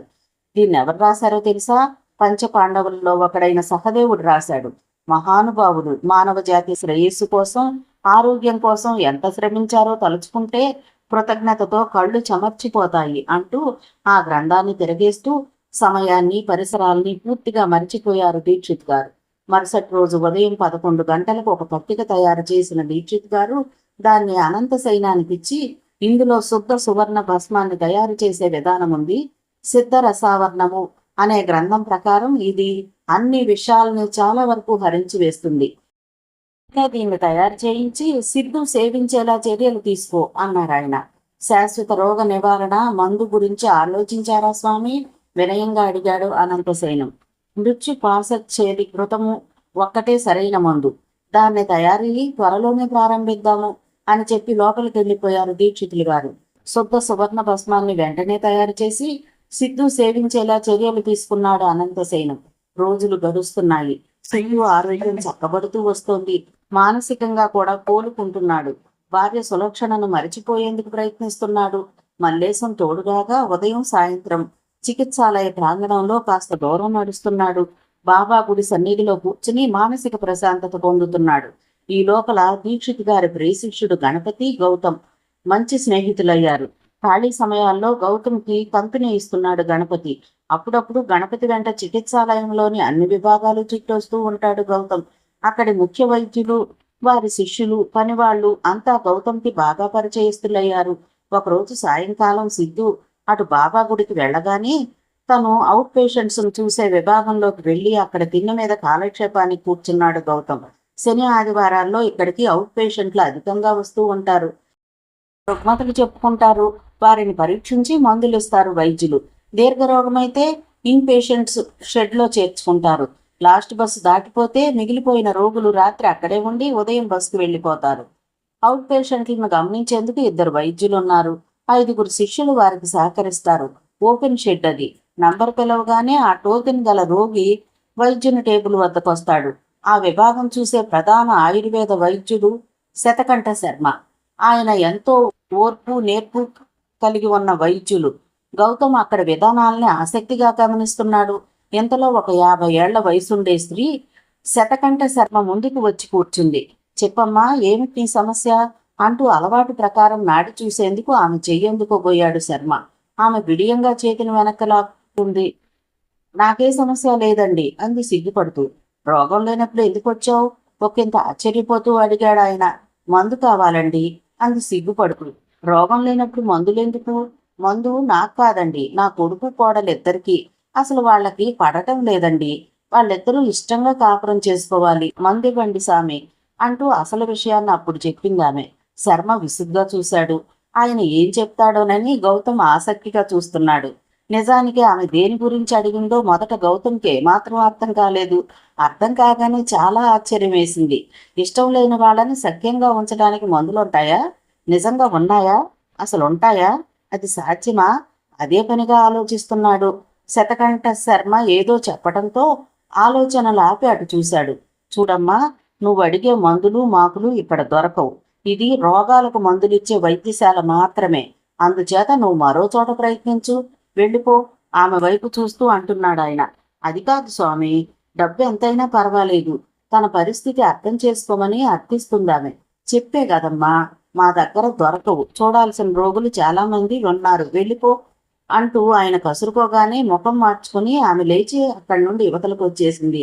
ఎంతలో అక్కడే ఉన్న మరో వృద్ధ స్త్రీ తన స్థానంలోంచి లేచి ఆమె పక్కకొచ్చి వారి సంభాషణ గౌతమ్కి చిన్నగా వినపడుతోంది. నువ్వు అనవసరంగా ఇక్కడికి వచ్చావు. అలాంటి మందులు మాకులు ఇక్కడ దొరకవని నీకు తెలీదా? రహస్యంగా అడుగుతోంది ఆమెను. ఎక్కడ దొరుకుతాయి? నీకు తెలిస్తే చెప్పరాదు ప్రశ్నించింది మొదటి స్త్రీ. గూడెంలో మందుల మారెమ్మ అనే ఒక ఆమె ఉంది. ఎవరిని అడిగినా చెప్తారు. వశీకరణ మందులు, పెట్టు మందులు, ఎవరినన్నా విడగొట్టాలన్నా, ఇష్టం లేకుండా చెయ్యాలన్నా, ఏం కావాలన్నా ఇస్తుంది. నీ అదృష్టం బాగుంది. శతకంఠ శర్మ గారు కాబట్టి కసురుకుని వదిలేశారు. నీలకంఠాచారి గారైతే నీ ముఖం వాచేలా తిట్టేవారు. ఇలాంటి వాటికి ఈ డ్రామాక, అలా గూడెంలోకి వెళ్ళి కనుక్కో అంటూ సలహా ఇచ్చి అక్కడి నుండి పంపించేసింది ఆమె. ఆ సంభాషణ విన్న గౌతంలో విచిత్రమైన ఉద్వేగం చోటు చేసుకుంది. నిజంగా వశీకరణ మందు ఉంటే ఆ మందును తను అవ్యక్త మీద ప్రయోగిస్తే ఎలాగుంటుంది? ఒక విచిత్రమైన ఆలోచన అతనిలో మొలకెత్తింది. అవ్యక్త తన ప్రాణం. అవ్యక్తకు తనంటే ఇష్టమే, కానీ బాధ్యతల చట్రంలో ఇరుక్కుపోయి బయటకు రాలేకపోతోంది. ఆ బాధ్యతలు తనకు పంచనంటోంది. వశీకరణ ద్వారా ఆమెలోని ఇష్టాన్ని అపారమైన ప్రేమగా మార్చగలిగితే అప్పుడు తను గీసుకున్న గిరి దాటి తన పట్ల తప్పక ఆకర్షితురాలవుతుంది. కానీ అది ఎంతవరకు సాధ్యం? వాళ్ళ మాటల్ని బట్టి అగ్నిగుండం గూడెంలో అలాంటి మందులిచ్చే స్త్రీ ఎవరో ఉంది. కానీ ముందు వెనక తెలియకుండా అలాంటి వాళ్ళని ఏమాత్రం నమ్మలేం. అవి పనిచేస్తాయో ప్రమాదకరంగా మారతాయో ఎవరికి మాత్రం తెలుసు? ఆలోచిస్తున్న కొద్దీ వశీకరణ ప్రయోగం ఏదో ఒకటి చేస్తే గాని అవ్యక్త తన దగ్గరకు రాదనే అభిప్రాయం గౌతంలో బలపడసాగింది. ఈ విషయంలో తనకు సహాయం చేసే వాళ్ళు ఎవరున్నారు? గణపతి. అవును, ఇలాంటి విషయాలు గణపతికి తెలియకుండా ఉండవు. అతని ద్వారా తెలుసుకోవాలి. ఇక్కడి నుండి హైదరాబాద్ తిరిగి వెళ్లే లోపలే అటువంటి వశీకరణ మందును సంపాదించి తీసుకెళ్ళాలి. కానీ ఎప్పుడూ బిజీగా ఉండే గణపతితో ఈ విషయాలన్నీ వివరంగా మాట్లాడటం అస్సలు వీలు కాదు. అది చికిత్సాలయంలో అసలే వీలు కాదు. ఏదో వంకతో అతన్ని తనతో బయటకు తీసుకెళ్లి వివరంగా మాట్లాడాలి. ఆలోచిస్తూ ఆలోచిస్తూ అక్కడి నుండి బయలుదేరాడు గౌతమ్. మిగతా కథ తరువాతి భాగంలో చూద్దామండి. కథ విన్నందుకు ధన్యవాదాలు. ఈ నవల మీకు నచ్చితే ఒక లైక్ చేయండి, షేర్ చేయండి, నా ఛానల్ని సబ్స్క్రైబ్ చేసుకోండి, నన్ను సపోర్ట్ చేయండి. మీరు ఇచ్చే ఒక్క లైక్ నాకు, నా ఛానల్కి ఎంతో సపోర్ట్ని ఇస్తుందండి. మీ యొక్క విలువైన అమూల్యమైన సలహాలని, సూచనల్ని కామెంట్ రూపంలో తెలియజేయండి. Thank you. ఉంటానండి.